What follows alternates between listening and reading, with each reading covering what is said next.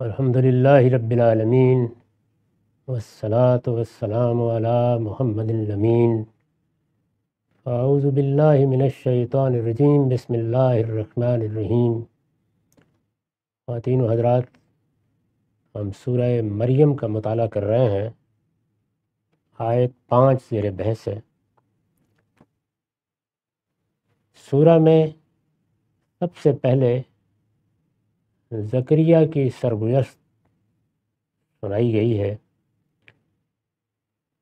اس سے پیچھے وضاحت سے بیان ہو چکا ہے کہ ایک موقع پر انہوں نے اپنے رب کے سامنے دعا کی اور یہ کہا کہ پروردگار، میری ہڈیاں بوڑھی ہو گئی ہیں اور سر بڑھاپے سے بھڑک اٹھا ہے، اور اے پروردگار، تجھ سے مانگ کر میں کبھی نامراد نہیں رہا۔ میں عرض کر چکا ہوں کہ یہ ایک بڑی غیر معمولی تمہید ہے۔ اللہ کے بندے نے گویا اپنے آپ کو اپنے پروردگار کے سامنے ڈال دیا اور پھر اپنی عرضداشت پیش کی۔ انہوں نے فرمایا وَإِنِّي خِفْتُ الْمَوَالِيَ مِنْ وَرَائِي، مجھے اپنے پیچھے اپنے بھائی بندوں سے اندیشہ ہے۔ میں نے عرض کیا تھا کہ وہ یہ محسوس کر رہے تھے کہ دینی اور اخلاقی لحاظ سے ان کے خاندان کے لوگ جو ان کے بعد ان کی جگہ لے سکتے ہیں کچھ بہت اچھے نہیں ہیں۔ چنانچہ اندیشہ محسوس کر رہے تھے کہ میں دنیا سے رخصت ہو جاتا ہوں تو یہ لوگ میری اور میرے خاندان کی روایات کو قائم نہ رکھ سکیں گے۔ ان کا اصل سرمایہ امتیاز یہی تھا، ان کا خاندان ہی معبد کی خدمت کے لیے وقف تھا اور تمام ذمہ داریاں یہی لوگ انجام دیتے تھے۔ وہ یہ محسوس کر رہے تھے کہ اگر کسی اور کو یہ ذمہ داری میرے بعد ملتی ہے اور وہ اس کا حق ادا نہیں کر سکتا تو ظاہر ہے کہ اس سے بڑا شدید نقصان پہنچنے کا اندیشہ ہے۔ معبد کی ذمہ داریاں، اسی طرح کسی معاشرے کی مذہبی قیادت اور اس کے بعد اس کی سیاسی قیادت، اس پر معاشرے کے استحکام کا انحصار ہوتا ہے۔ اگر یہ معلوم ہو جائے کہ آگے جو لوگ آ رہے ہیں وہ روایات سے واقف نہیں ہیں، وہ تہذیبی تسلسل کو برقرار نہیں رکھ سکیں گے، وہ اگر کوئی مذہبی خدمات انجام دیں گے تو اس کی روح سے واقف نہیں ہے، لہٰذا شدید اندیشہ ہے کہ اپنے آپ کو بھی خراب کریں گے اور مذہب کے حق میں بھی ان کا یہ اقدام اچھا نہیں ہوگا۔ تو ایک سلیم الطبع آدمی، اللہ سے ڈرنے والا آدمی اندیشہ محسوس کرے گا۔ تو یہی انہوں نے محسوس کیا۔ وہ ظاہر ہے اپنے رب کے ساتھ پوری طرح وابستہ تھے، اس کی ذمہ داریوں کو سمجھتے تھے، یہ جانتے تھے کہ اس وابستگی کے تقاضے کیا ہیں۔ معبد کی خدمت جس طرح کے حق ہے اس طرح انجام دے رہے تھے۔ مذہبی خدمات ظاہر ہے ایسی چیز ہوتی ہیں کہ اس میں لوگوں کی توقعات بھی بڑی غیر معمولی ہو جاتی ہیں، تو زکریا اس کو بدرجۂ اتم پورا کر رہے تھے، اس لیے ان کو یہ اندیشہ ہوا۔ تو انہوں نے کہا کہ اب میری صورتحال یہ ہے کہ اپنے بھائی بندوں کے بارے میں تو میں مطمئن نہیں ہوں، مجھے اندیشہ ہے کہ وہ میرے خاندان کی روایتوں کو قائم نہیں رکھ سکیں گے، اور ادھر صورتحال یہ ہے وکانت امراتی عاقرہ، اور میری بیوی بانجھ ہے، یعنی کوئی اب توقع نہیں رہ گئی کہ اس کے ہاں اولاد ہو جائے گی، اور میں یہ خیال کروں کہ چلیں اللہ تعالیٰ اگر کوئی بیٹا دیتا ہے یا بیٹی دیتا ہے تو وہ یہ خدمات انجام دے لے گی، لیکن اب تو مجھے کوئی امید بھی باقی نہیں رہی ہے۔ تو بہت ہی انہوں نے دردمندی کے ساتھ یہ صورتحال اپنے پروردگار کی بارگاہ میں پیش کی، اور اس کے بعد یہ درخواست کی کہ فَهَبْ لِي مِن لَدُنْكَ وَلِيًّا، تو اپنے پاس سے تو مجھے ایک وارث عطا فرما دے۔ اور وارث کے بارے میں یہ کہا کہ یرثنی و یرث من آل یعقوب وجعلہ ربی رضیہ، جو میرا بھی وارث ہو اور یعقوب کے خاندان کا بھی، یعنی میں نے اگر کوئی اچھا کام کیا ہے، اچھی روایت قائم کی ہے تو اس کو بھی لے کر چلے، اور مجھ سے پہلے یعقوب کے خاندان کی جو روایات رہی ہیں ان کی بھی پاسبانی کرنے والا ہو، ایسا وارث مجھے عطا کر۔ اور فرمایا کہ اور میرے پروردگار تو اس کو ایک پسندیدہ انسان بنا، یعنی جو اس کی شخصیت ہو وہ تو تیری عنایت ہے، اس مقصد کے لیے اگر تو مجھے وارث دے گا تو بہترین صلاحیتوں ہی کے ساتھ پیدا کرے گا، لیکن پھر توفیق دے اور اس کی رہنمائی کر کہ وہ اپنی تربیت بھی اس طرح کرے کہ فی الواقع ایک پسندیدہ انسان بن کر اٹھے۔ تو یہ دعا انہوں نے اپنے بارے میں کی ہے۔ اس کی تمہید میں جو خوبیاں موجود ہیں، جس طرح کی یہ تمہید ہے، اس کو ہم دیکھ چکے ہیں اور یہ جان چکے ہیں کہ اس میں کس کس پہلو سے انہوں نے گویا اللہ تعالیٰ کی رحمت پر کمند ڈال دی ہے۔ اب انہوں نے کہا کہ ایسا کوئی شخص ہونا چاہیے کہ جو نہ صرف یہ کہ اس کام کے لیے صلاحیت رکھتا ہو، بلکہ اپنی سیرت اور کردار کے لحاظ سے بھی ایک پسندیدہ انسان بنے۔ میں نے لکھا ہے یعنی پسندیدہ اخلاق کا حامل اور ان کمزوریوں سے پاک جو اس وقت خاندان میں در آئی، یعنی جن کی وجہ سے وہ اندیشہ محسوس کر رہے تھے کہ میرے بھائی بندوں میں وہ صلاحیت بھی نہیں ہے اور وہ اپنے آپ کو پسندیدہ لوگ بھی نہیں بنا سکے، انہوں نے اپنی تربیت اچھی نہیں کی ہے۔ اس وجہ سے میں پروردگار درخواست کر رہا ہوں کہ اب کوئی امید اگر باقی ہے تو یہی ہے کہ تو مجھے کوئی ایسا بیٹا عطا کر دے، ایسا وارث عطا کر دے جو ان ذمہ داریوں کو ادا کر سکے۔ میں اب بڑھاپے کی عمر کو پہنچ گیا ہوں اور مالک کو ایسا ہونا چاہیے کہ پھر میرا یہ اندیشہ ختم ہو جائے۔ یہ دعا انہوں نے کی۔ میں نے عرض کیا تھا کہ اس طرح جب کوئی شخص اپنے آپ کو اللہ کے دین کے لیے وقف کر چکا ہو، اس کی زندگی دینی خدمات ہی میں شب و روز گزرتی ہو اور وہ جو چیزیں اللہ تعالیٰ کے دین کے لحاظ سے کرنے کی ہیں انہی کو کرنے کی تدبیریں سوچتا ہو، اس کے دن رات اسی میں گزرتے ہوں، اللہ تعالیٰ اگر وہ اسی خدمت کے لیے کوئی دعا کرتا ہے تو اس کو کیوں قبول نہیں کرے؟ یعنی وہ اللہ تعالیٰ کے دین کے لیے مانگ رہا ہے، اس دنیا کے لیے کچھ نہیں مانگ رہا۔ انسان دنیا میں بہت سی ضرورتوں کی وجہ سے، بہت سی احتیاجات کی وجہ سے اپنے رب سے دست بدعا ہوتے ہیں، وہ دعائیں بھی وہ پوری کرتا ہے، لیکن ہدایت کی دعا اگر بندہ اپنے دل کی گہرائیوں سے کرے تو وہ کیوں نہیں ملے گی؟ اللہ تعالیٰ کا وعدہ ہے کہ وہ ہدایت دے گا۔ اسی طرح سے اگر کوئی ذمہ داری اللہ ہی کی ذمہ داری ہے، کوئی مقصد اللہ ہی کا مقصد ہے، کوئی کام اللہ ہی کا کام ہے، اللہ کی طرف سے اس کے قانون کے مطابق صحیح اصولوں پر اس کام کو کرنے کا فیصلہ کیا ہے، تو اس میں بھی جو نشیب و فراز آئیں گے اس میں اللہ ہی سے مدد مانگنی چاہیے۔ اللہ تعالیٰ ایسی دعائیں قبول فرماتے ہیں۔ چنانچہ ان کی دعا قبول ہوئی اور فرمایا کہ یا زکریہ انا نبشرک بغلام اسمہ یحییٰ، فرمایا ہے زکریہ ہم تمہیں ایک لڑکے کی بشارت دیتے ہیں۔ یعنی ادھر دعا مانگی گئی، ادھر قبولیت کی بشارت آ گئی۔ اے زکریہ ہم تمہیں ایک لڑکے کی بشارت دیتے ہیں جس کا نام یحییٰ ہوگا، یعنی نام بھی بتا دیا گیا۔ اس پر میں نے لکھا ہے کہ حضرت زکریہ نے بالکل صحیح وقت پر، صحیح مقصد کے لیے اور نہایت سچے جذبے کے ساتھ دعا کی۔ جن دعاؤں کے بارے میں ہم یہ چاہیں کہ وہ قبول ہو جائے، اس میں یہ 3 چیزیں ملحوظ رہنی چاہیے۔ یعنی زکریہ نے دعا کی، صحیح وقت پر کی۔ چنانچہ دیکھنا چاہیے کہ ہم جو دعا کر رہے ہیں کیا فی الواقع اس دعا کا وقت ہے یا اپنے کسی تساہل کو ادھر ادھر کرنے کے لیے، اپنے کسی غفلت کا علاج ڈھونڈنے کے لیے اللہ تعالیٰ کے سامنے دست بدعا ہو گئے ہیں۔ صحیح وقت پر، صحیح مقصد کے لیے، یعنی وہ بات بھی صحیح ہونی چاہیے، وہ مقصد بھی صحیح ہونا چاہیے اور نہایت سچے جذبے کے ساتھ، یعنی اس میں کوئی آلائش نہیں ہے، نہ دنیا کی کوئی آلائش ہے، نہ اپنی کوئی ضرورت ہے، یعنی مقصد نہایت ہی اعلیٰ مقصد ہے اور اسی میں اللہ تعالیٰ سے بندہ یہ درخواست کر رہا ہے کہ میرے پروردگار تو مجھے کوئی وارث دے دے۔ حضرت زکریہ نے بالکل صحیح وقت پر، صحیح مقصد کے لیے اور نہایت سچے جذبے کے ساتھ دعا کی تھی، چنانچہ زبان سے نکلی نہیں کہ اللہ تعالیٰ نے اسے قبول فرما لیا۔ یعنی ادھر وہ دست بدعا ہوئے، انہوں نے وہ الفاظ زبان سے کہے، ادھر بشارت مل گئی۔ بندے کی دعا اگر اس یقین کا بے تابانہ اظہار ہو کہ میرے لیے ایک ہی دروازہ ہے، اس سے پہلے بھی یہیں سے پایا ہے اور اب بھی یہیں سے پاؤں گا، تو اس کے لیے خدا کی رحمت ان گوشوں سے نمودار ہو جاتی ہے جہاں سے اس کو وہم و گمان بھی نہ۔ یعنی اگر جذبہ فی الواقع سچا ہے اور بندے نے اپنے آپ کو اپنے پروردگار کے دروازے پر لا کر ڈال دیا ہے اور وہ یہ کہہ رہا ہے کہ مالک مجھے کہیں نہیں جانا، میں تیرے دروازے پر آ گیا ہوں، اس دہلیز سے میں اب اٹھوں گا نہیں، مجھے جو کچھ پانا ہے وہ پا کر ہی جانا ہے، ایسے بے تابانہ اظہار کو اللہ تعالیٰ کبھی رد نہیں فرماتے۔ اس کے پیچھے البتہ وہ سب چیزیں ہونی چاہیے، یعنی صحیح وقت ہے دعا کرنے کا، صحیح مقصد سے دعا کی جا رہی ہے۔ صحیح وقت کے بہت سے پہلو ہیں، یعنی جو شرائط و حدود اللہ تعالیٰ نے اس دنیا کے لیے قائم کر رکھے ہیں، جو قوانین اس نے بنا رکھے ہیں ان کی خلاف ورزی کر کے دعا نہیں کی جائے۔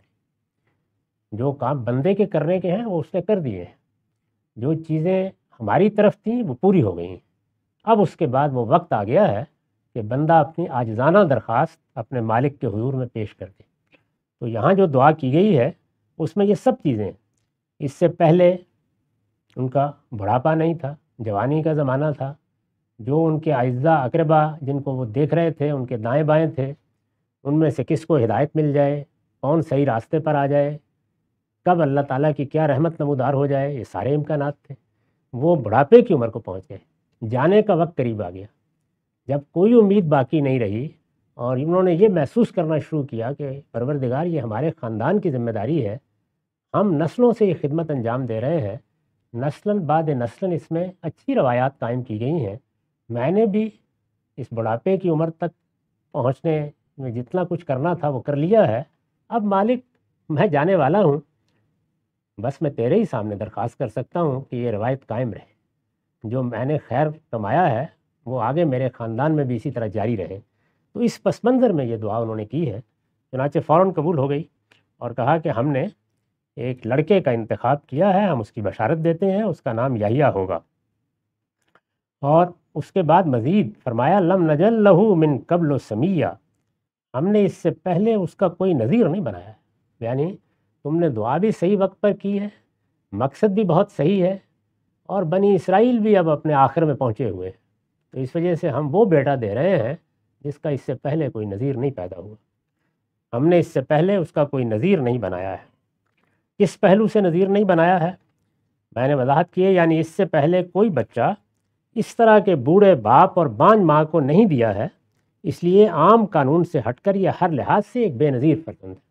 یعنی اس طرح کے معاملات ہم روزانہ نہیں کرتے رہے ہیں کہ جب کسی نے چاہا بڑھاپے میں اس کو بیٹا دے دیا، جو عام قانون ہے اس کے مطابق اولاد بھی ہوتی ہے، اچھی بھی ہوتی ہے، بری بھی ہوتی ہے، لیکن اب تم نے اس عمر میں اولاد مانگی ہے یا وارث مانگا ہے جس میں ہم دیا نہیں کرتے عام طور پر، اس سے پہلے کبھی ایسا ہوا نہیں، یہ ایک بے نظیر بیٹا ہے اس لحاظ سے، یا بے نظیر وارث ہے کہ اس وقت دینے کا فیصلہ کیا گیا ہے جب عام قانون کے مطابق کسی کے ہاں بچے کی کوئی گنجائش نہیں ہوتی۔ فرمایا زکریہ ہم تمہیں ایک لڑکے کی بشارت دیتے ہیں جس کا نام یحییٰ ہوگا، ہم نے اس سے پہلے اس کا کوئی نظیر نہیں بنایا ہے، یعنی اس طرح کبھی کسی کو اولاد نہیں دی جس طرح ہم اب تمہیں دینے کا فیصلہ کر رہے ہیں۔ قال ربی انا یکون لی غلام وکانت امراتی عاقرا وقد بلغت من الکبر عتیہ، اس نے عرض کیا پروردگار میرے ہاں لڑکا کیسے ہوگا جبکہ میری بیوی بانجھ ہے اور میں خود بڑھاپے کی انتہا کو پہنچ چکا ہوں۔ یعنی وہ دیکھ رہے تھے کہ یہ تو ایسی بشارت ہے کہ یقین نہیں آ رہا، بیوی بانجھ ہے، میں نے تو وارث کی درخواست کی تھی لیکن یہ کیا فی الواقع ایسا ہو جائے گا، یہ میری بیوی بانجھ ہے، اس کا بانجھ پن دور ہو جائے گا، میں خود بڑھاپے کی انتہا کو پہنچ چکا ہوا ہوں، تو یہ کہاں سے ہوگا؟ یعنی دنیا میں جو قانون ہے جس کا ہم مشاہدہ کرتے ہیں، جو لوازم چاہیے ان میں سے تو کچھ بھی میسر نہیں ہے، تو پروردگار کیا ہوگا؟ قال کذالک، فرمایا ایسا ہی ہوگا، یعنی جب ہم نے کہہ دیا تو ہو جائے گا۔ اس سے یہ قرآن مجید نے واضح کر دیا ہے کہ اللہ تعالیٰ جب کسی قانون اور اپنے ہی بنائے ہوئے قانون کو توڑ دینے کا فیصلہ کر لیتے ہیں تو ان ربا کا فعال لما یرید، وہ جو چاہے کرتے ہیں، یہ قوانین ان کے بنائے ہوئے ہیں، وہ ان کے پابند نہیں ہو گئے ہیں۔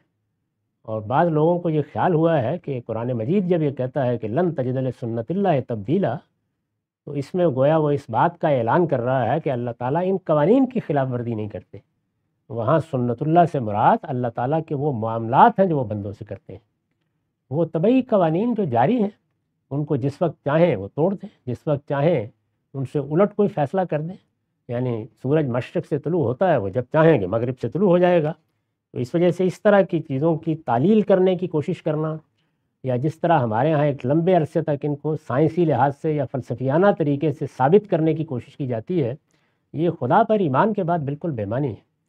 اگر ماننا ہے تو خدا کو مانیے، نہیں ماننا تو اسی کا انکار کیجیے، لیکن اگر وہ اس کائنات کا خالق ہے تو پھر وہ قادر مطلق ہے، پھر سارا اختیار اس کے پاس ہے، پھر سارے قوانین اسی کے بنائے ہوئے ہیں۔ پھر اس نے بالکل ٹھیک جواب دیا ہے کہ ان ربک کا فعال لما یرید، اللہ تعالیٰ مسئول نہیں ہے کسی کے سامنے کہ وہ یہ کہے کہ اس نے فلاں قانون کی خلاف ورزی کیوں کر دی، وہ جب چاہے گا یہ کر دے گا۔ تو ایک لفظ میں جواب دیا ہے، قال کذالک، فرمایا ایسا ہی ہو، یعنی جب ہم نے فیصلہ کر لیا ہے تو اب بیوی کے بانجھ ہونے کے کیا معنی، اور تمہارے بڑھاپے کی عمر کو پہنچنے سے کیا مطلب، اب تو ہمارا فیصلہ ہے، اس وجہ سے یہ ہوگا۔ قال ربک هو علی ہین، فرمایا ایسا ہی ہوگا، تمہارے پروردگار کا ارشاد ہے کہ یہ تمہیں مشکل نظر آ رہا ہے، میرے لیے بہت آسان ہے، یعنی میں اس کائنات کا خالق ہوں، تم اپنے زمان و مکان کے اندر ہی رہ کر چیزوں کو دیکھ سکتے، سمجھ سکتے، سوچ سکتے ہو، تمہاری رسائی اس کائنات کی بدایت سے شروع ہوتی ہے، یعنی یہ کائنات، یہ مادی کائنات اور تمہارا نفس، یہی دو چیزیں ہیں جن سے تم اپنے علم کی ابتدا کرتے ہو۔ تمہارے حواس کی بھی کچھ محدودیت ہے، ان کے اندر ہی تم استدلال کر سکتے ہو، تمہاری عقل کے لیے بھی کچھ قاعدے طے ہیں، وہ ان سے تجاوز نہیں کر سکتی، تو یہ تمہارے علم کے حدود ہیں، اپنے علم کے حدود میں رہو، یہی تمہارے لیے موضوع ہے، لیکن ان کی بنیاد پر اللہ تعالیٰ کے علم، اللہ تعالیٰ کی قدرت، اللہ تعالیٰ کے معاملات کو طے کرنے کی کوشش نہ کرو۔ جتنی بات بتائی جائے اس پر اس کا شکر بجا لاؤ کہ اس نے علم میں اضافہ کیا، یہ کہ تم اپنی وہ منطق لے کر آ جاؤ جو اصل میں زمان و مکان اور نفس و مادہ کی دنیا میں پیدا ہوئی ہے، اور اس کو اس کے ماورا تک پہنچا دو، یہ بجائے خود خلاف علم و عقل حرکت ہے، یہ نہیں کرنی چاہیے تمہیں کسی حال میں بھی۔ تو اس میں ان تمام چیزوں کو سمجھ لینا چاہیے جو ہمارے ہاں علم کلام میں زیر بحث آئی ہیں، یہ بات کہ وہی کیا چیز ہے، یہ بات کہ وہ کیسے ہو جاتی ہے، یہ بات کہ کس طرح اللہ تعالیٰ ہمارے سامنے ہی کسی شخص تک اپنا کلام پہنچا دیتا ہے، یہ بات کہ وہ سنتا ہے اور ہم نہیں سنتے ہیں، یہ بات کہ کوئی فرشتہ آ کر اللہ کا کلام اس کو پڑھ کے سنا دیتا ہے، یا اس کے ہاتھ پر عصا سانپ بن جاتا ہے، یہ جو کچھ بھی اس طرح کی چیزیں جتنی ہیں وہ سب اللہ تعالیٰ کی قدرت سے ظاہر ہوتی ہیں۔ ان کے لیے قانون میں کوئی بنیاد تلاش کرنا، اس کائنات کے اندر اس کے اسباب تلاش کرنا، یہ اپنے حدود سے تجاوز کرنا ہے۔ اللہ تعالیٰ اگر اس کو اس کائنات میں کار فرما قوانین سے متعلق کریں گے تو یہ بھی ان کے لیے بہت آسان ہے، اور وہ ان قوانین سے ماورا کوئی حکم دیں گے تو اس میں بھی کوئی دقت نہیں ہوگی، یعنی دونوں چیزیں اپنی جگہ طے ہیں، محکم ہیں، ان سے متعلق کوئی تردد کسی شخص کو نہیں ہونا چاہیے۔ تردد اگر ظاہر کرنا ہے تو اس ذات باری کے بارے میں کر لو، لیکن ذات باری تمہارے قوانین کی پابند نہیں ہے، تمہارے زمان و مکان کی پابند نہیں ہے، اور مادہ اور نفس کو تم جس طرح سے دیکھتے ہو اس کے حدود کی پابند نہیں ہے، وہ ان سب چیزوں سے ماورا ہے، وہ تو ان سب کی خالق ہے۔ تو یہ جواب ان کو دیا، اس سے حقیقت بھی واضح کی، اور انہوں نے بھی جو سوال کیا تھا اس میں ظاہر ہے کہ وہ تسلی چاہتے تھے، تو ان کی تسلی بھی ہو گئی۔ اس نے عرض کیا، پروردگار میرے ہاں لڑکا کیسے ہوگا جبکہ میری بیوی بانجھ ہے اور میں خود بڑھاپے کی انتہا کو پہنچ چکا ہوں؟ فرمایا ایسا ہی ہوگا، تمہارے پروردگار کا ارشاد ہے کہ یہ میرے لیے بہت آسان ہے۔ قال ربک هو علی ہین، اب دیکھیے آگے کیا کہا، استدلال کیا اس پر، یعنی بندے کو بتایا ہے کہ کیسے سوچنا چاہیے تمہیں۔ قال ربک هو علی ہین، تمہارے پروردگار کا ارشاد ہے کہ یہ میرے لیے بہت آسان ہے۔ استدلال کیا، وقد خلقتک من قبل ولم تک شیئا، یعنی اب بانجھ عورت کے ہاں بچہ پیدا کرنے پر تعجب ہو رہا ہے، بوڑھے شخص کے ہاں بچہ پیدا ہونے پہ تعجب ہو رہا ہے۔ یہ بتاؤ مجھے کہ اس سے پہلے تمہیں پیدا کر چکا ہوں نا، جب کہ تم کچھ بھی نہیں تھے، تو اگر میں تمہیں پیدا کر چکا ہوں اور تم کچھ بھی نہیں تھے، یعنی بے جان عناصر سے میں نے ایک تخم پیدا کیا، تمہاری آنکھوں کے سامنے پیدا کیا، اور پھر اس کے اندر سے ایک جیتا جاگتا انسان زمین پر آ گیا، رستو افلاطون بن کر کھڑا ہو گیا۔ زکریا تم بھی ایسے ہی پیدا ہوئے، اور اگر پیچھے جاؤ گے تو ظاہر ہے کہ کسی جگہ جا کر ماں باپ کے بغیر پیدائشی تک پہنچنا پڑے گا، اس کے سوا کوئی چارہ نہیں ہے۔ تو اگر یہ سب مانتے ہو اور یہ علم و عقل کا ناگزیر تقاضا ہے تو اس میں تعجب کی کیا بات ہے؟ میں اس سے پہلے تمہیں پیدا کر چکا ہوں جب کہ تم کچھ بھی نہیں تھے، ولم تک شیئا۔ وہ اب بھی متردد ہے کہ ایسا کیسے ہو جائے گا، یعنی انسان ہے نا، انسان ایسے ہی سوچتا ہے۔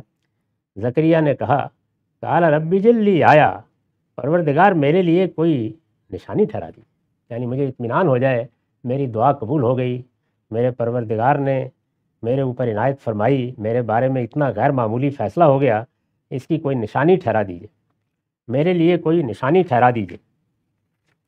یہ جو گفتگو ہو رہی ہے، معاف کیجیے،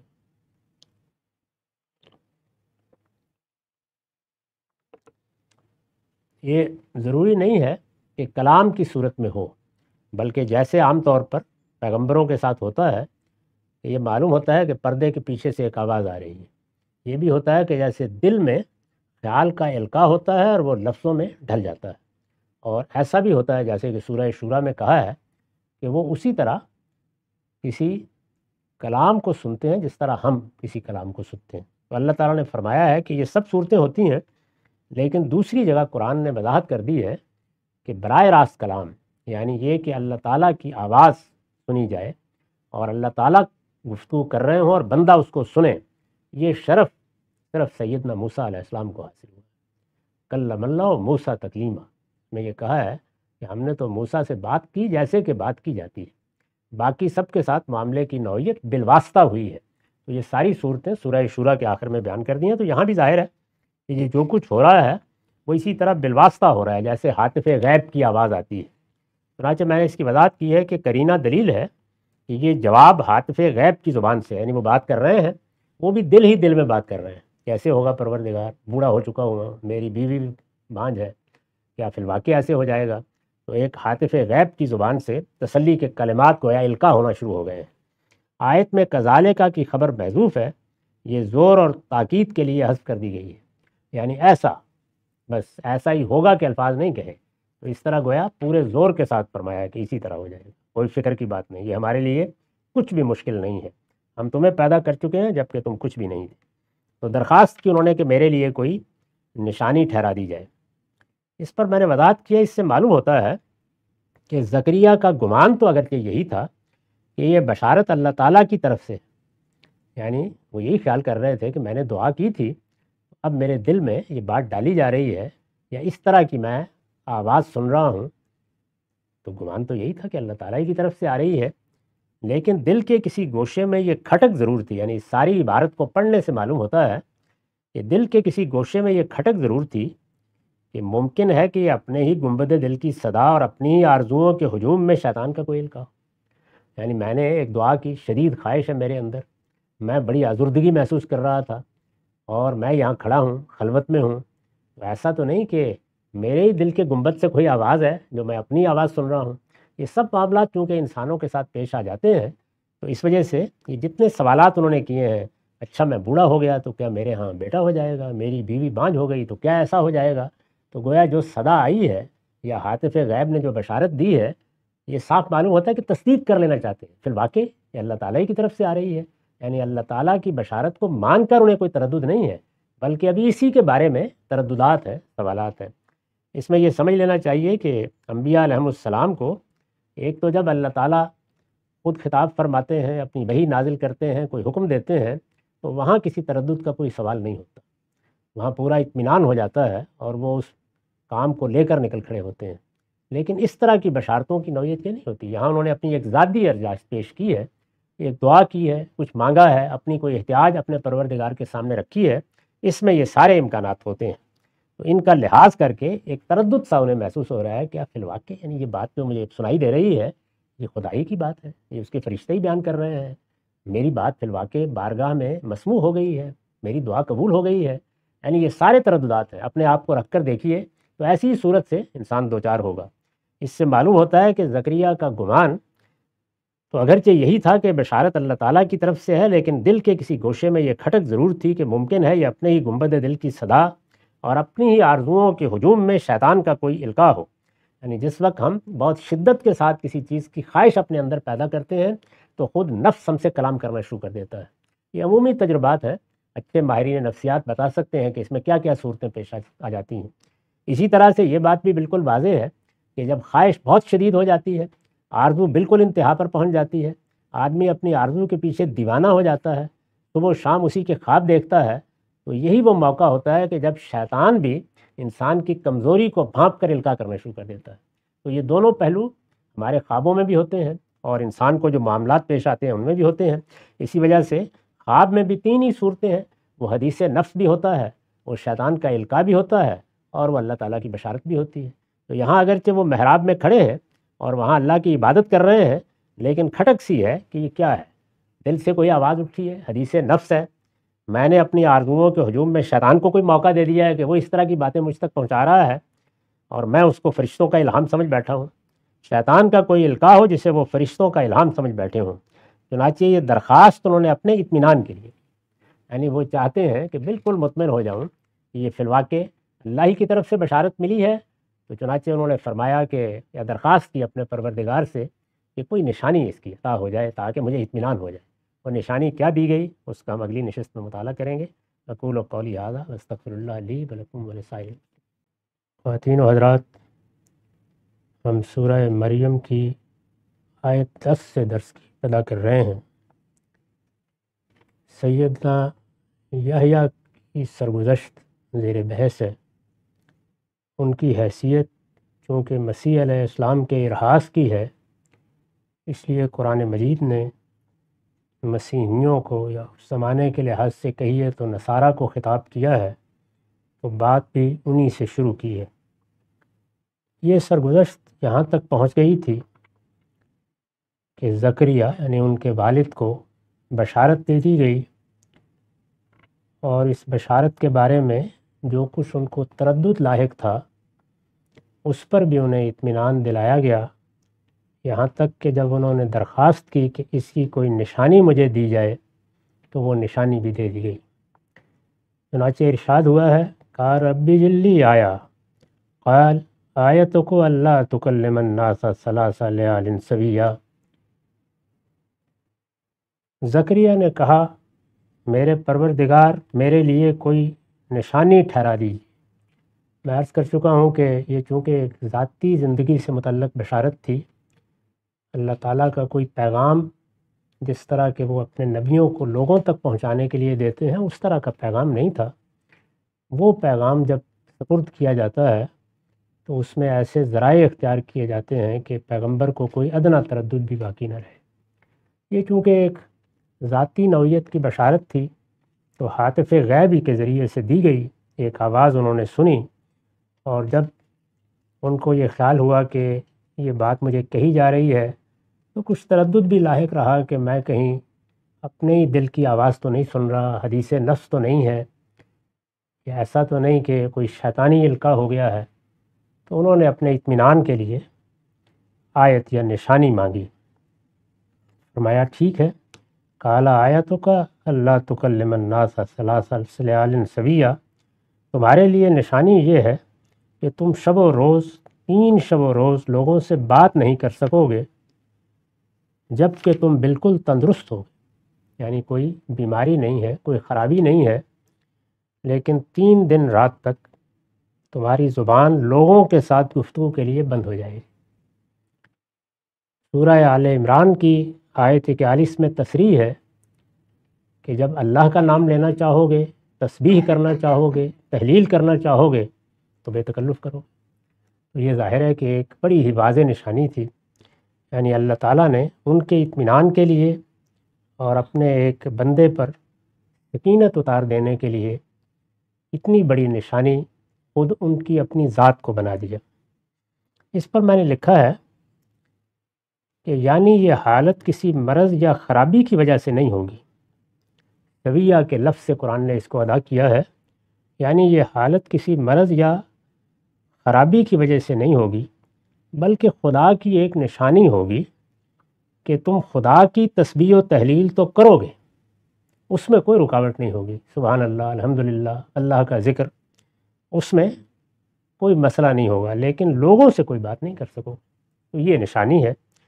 سورہ آل عمران کی آیت 41 میں اس کی تصریح ہے۔ استاد امام لکھتے ہیں ظاہر ہے کہ ایک آدمی پر ایسی حالت کا طاری ہو جانا کہ وہ ذکر الہی تو کر سکے لیکن کوئی اور کلمہ زبان سے نہ نکال سکے، کوئی شیطانی حالت نہیں ہو سکتی۔ یعنی جو ان کے ذہن کا تردد تھا اس کو اللہ تعالیٰ نے اس طرح دور کر دیا۔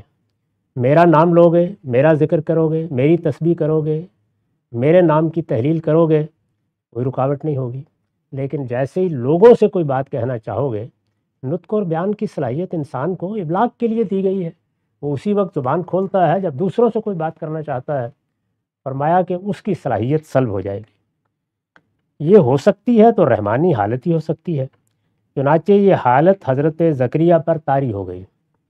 وہ محراب عبادت سے نکل کر لوگوں میں آئے انہیں بشارت دی گئی، اس وقت وہ محراب عبادت میں تھے۔ محراب سے مراد یہاں وہ چھوٹے چھوٹے حجرے ہیں جو محرابوں کی صورت میں بالعموم ہیکل میں بھی بنائے جاتے تھے، ہمارے ہاں مسجدوں میں بھی بنائے جاتے تھے۔ ان میں لوگ بیٹھ جاتے تھے، عبادت کرتے تھے، کوئی اعتکاف کرنا چاہتا تو وہ کر لیتا تھا۔ وہ محراب عبادت سے نکل کر لوگوں میں آئے تو وہ کچھ بول نہیں سکتے تھے، صرف اشارے سے انہوں نے لوگوں کو تسبیح و تحلیل میں مشغول رہنے کی ہدایت کی، یعنی تسبیح اور تحلیل کے الفاظ زبان سے نکلے اور ان کے بارے میں اشارے سے بتایا کہ تم بھی یہی کرو، اور اس کے بعد واپس چلے گئے۔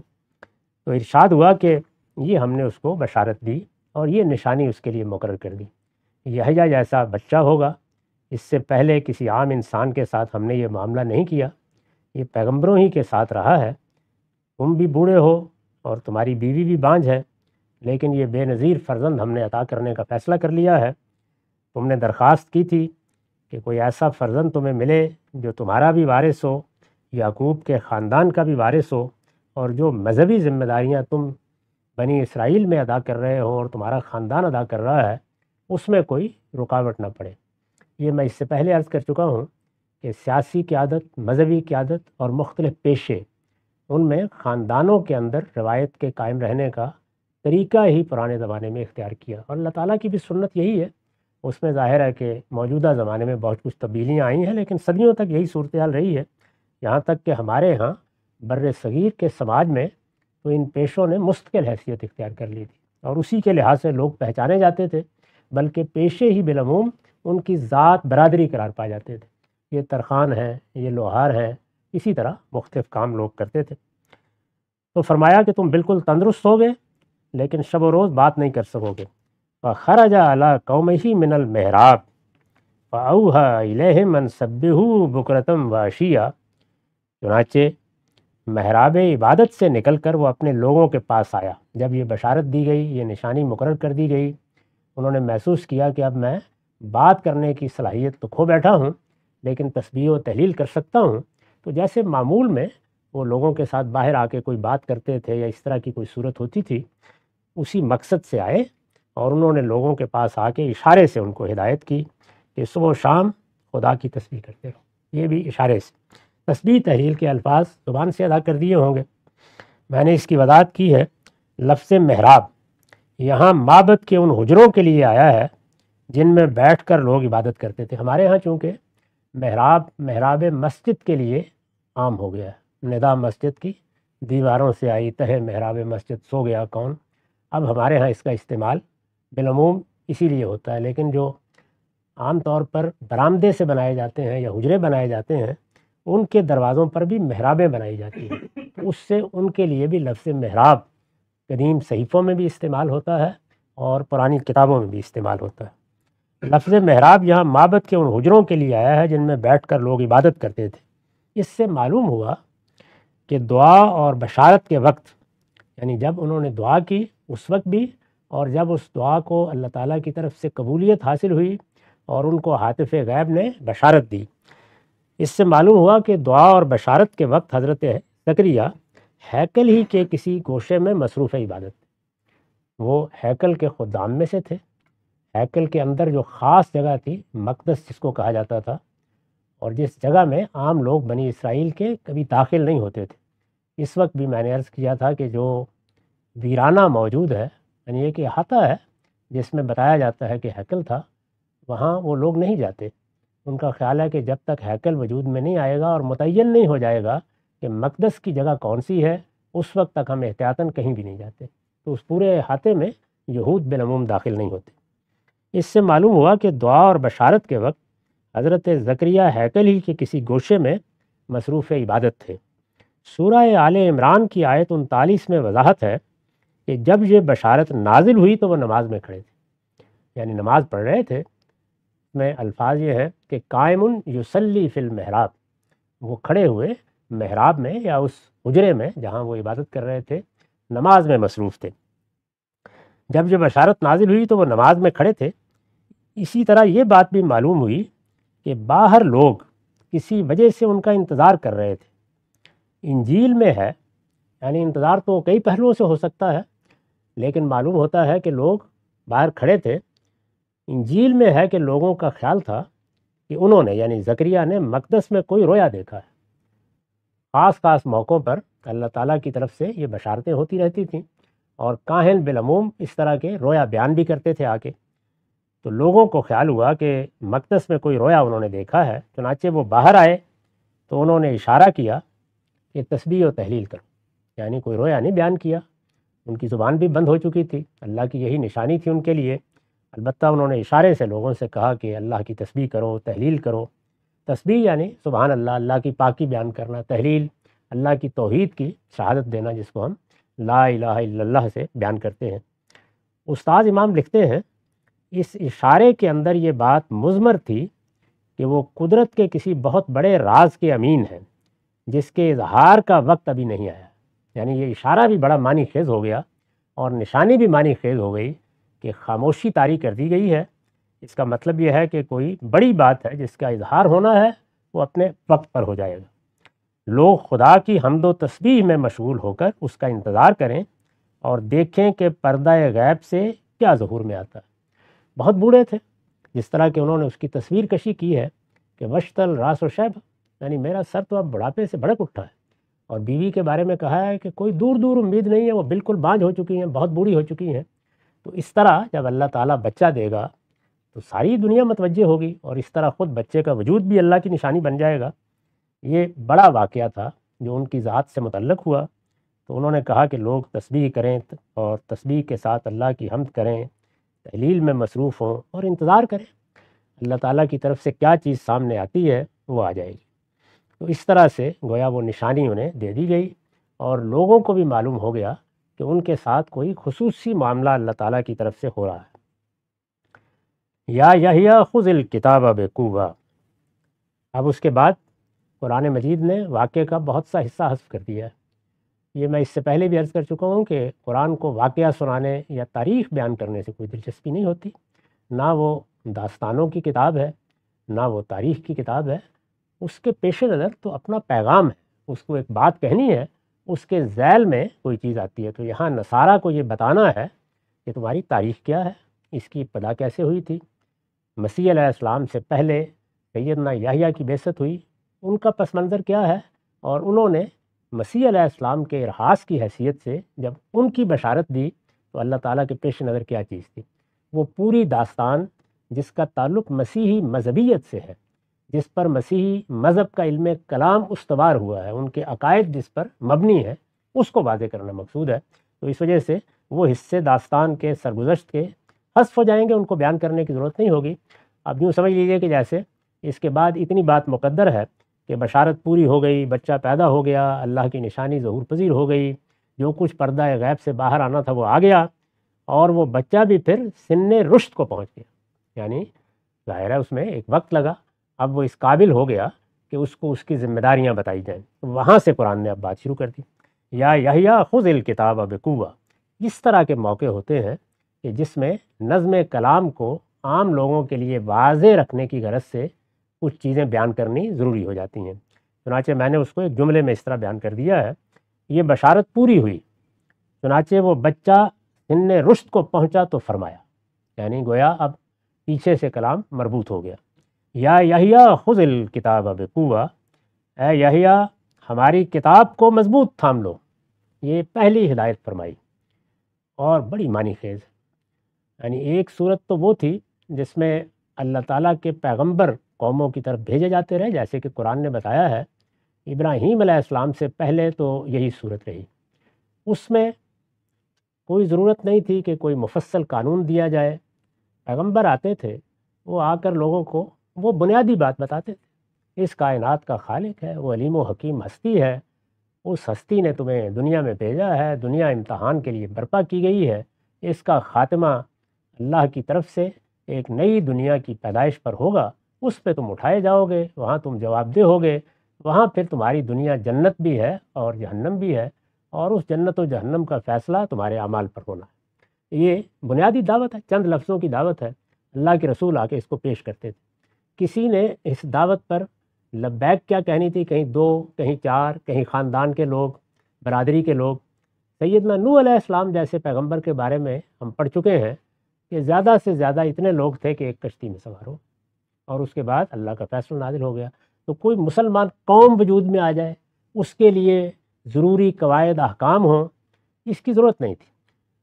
جہاں تک ان چیزوں کا تعلق ہے جو ہماری انفرادی زندگی میں تطہیر کے لیے بتائی گئی ہیں یا خور و نوش کی تطہیر کے لیے سمجھائی گئی ہیں، اسی طرح تطہیر اخلاق کے لیے ہیں، وہ تعلیمات تھیں، وہ ایک سنت کے طور پر جاری رہتی تھیں، اور انبیاء علیہم السلام کے دین پر جو لوگ ایمان رکھتے تھے وہ اس پر عمل پیرا ہوتے تھے۔ 2 4 5 سے زیادہ تعداد ہی کبھی نہیں ہوئی، یہی صورتحال رہی۔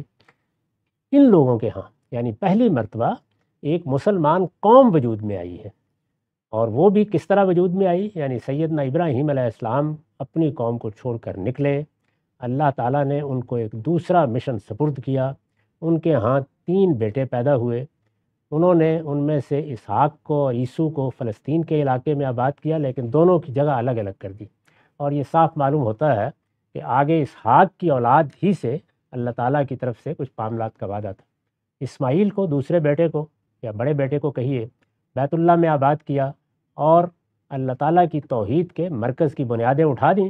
ایک قدیم معبد تھا، ہو سکتا ہے کہ آدم علیہ السلام کے زمانے میں بنایا گیا ہو، اس کی دیواریں منہدم ہو چکی تھیں، وہ ایک آدھ پتھر پڑا ہوا رہ گیا تھا، اس کو دوبارہ اٹھایا، اور اس کے بعد ان کی اولاد میں آگے پھر اللہ نے برکت دی۔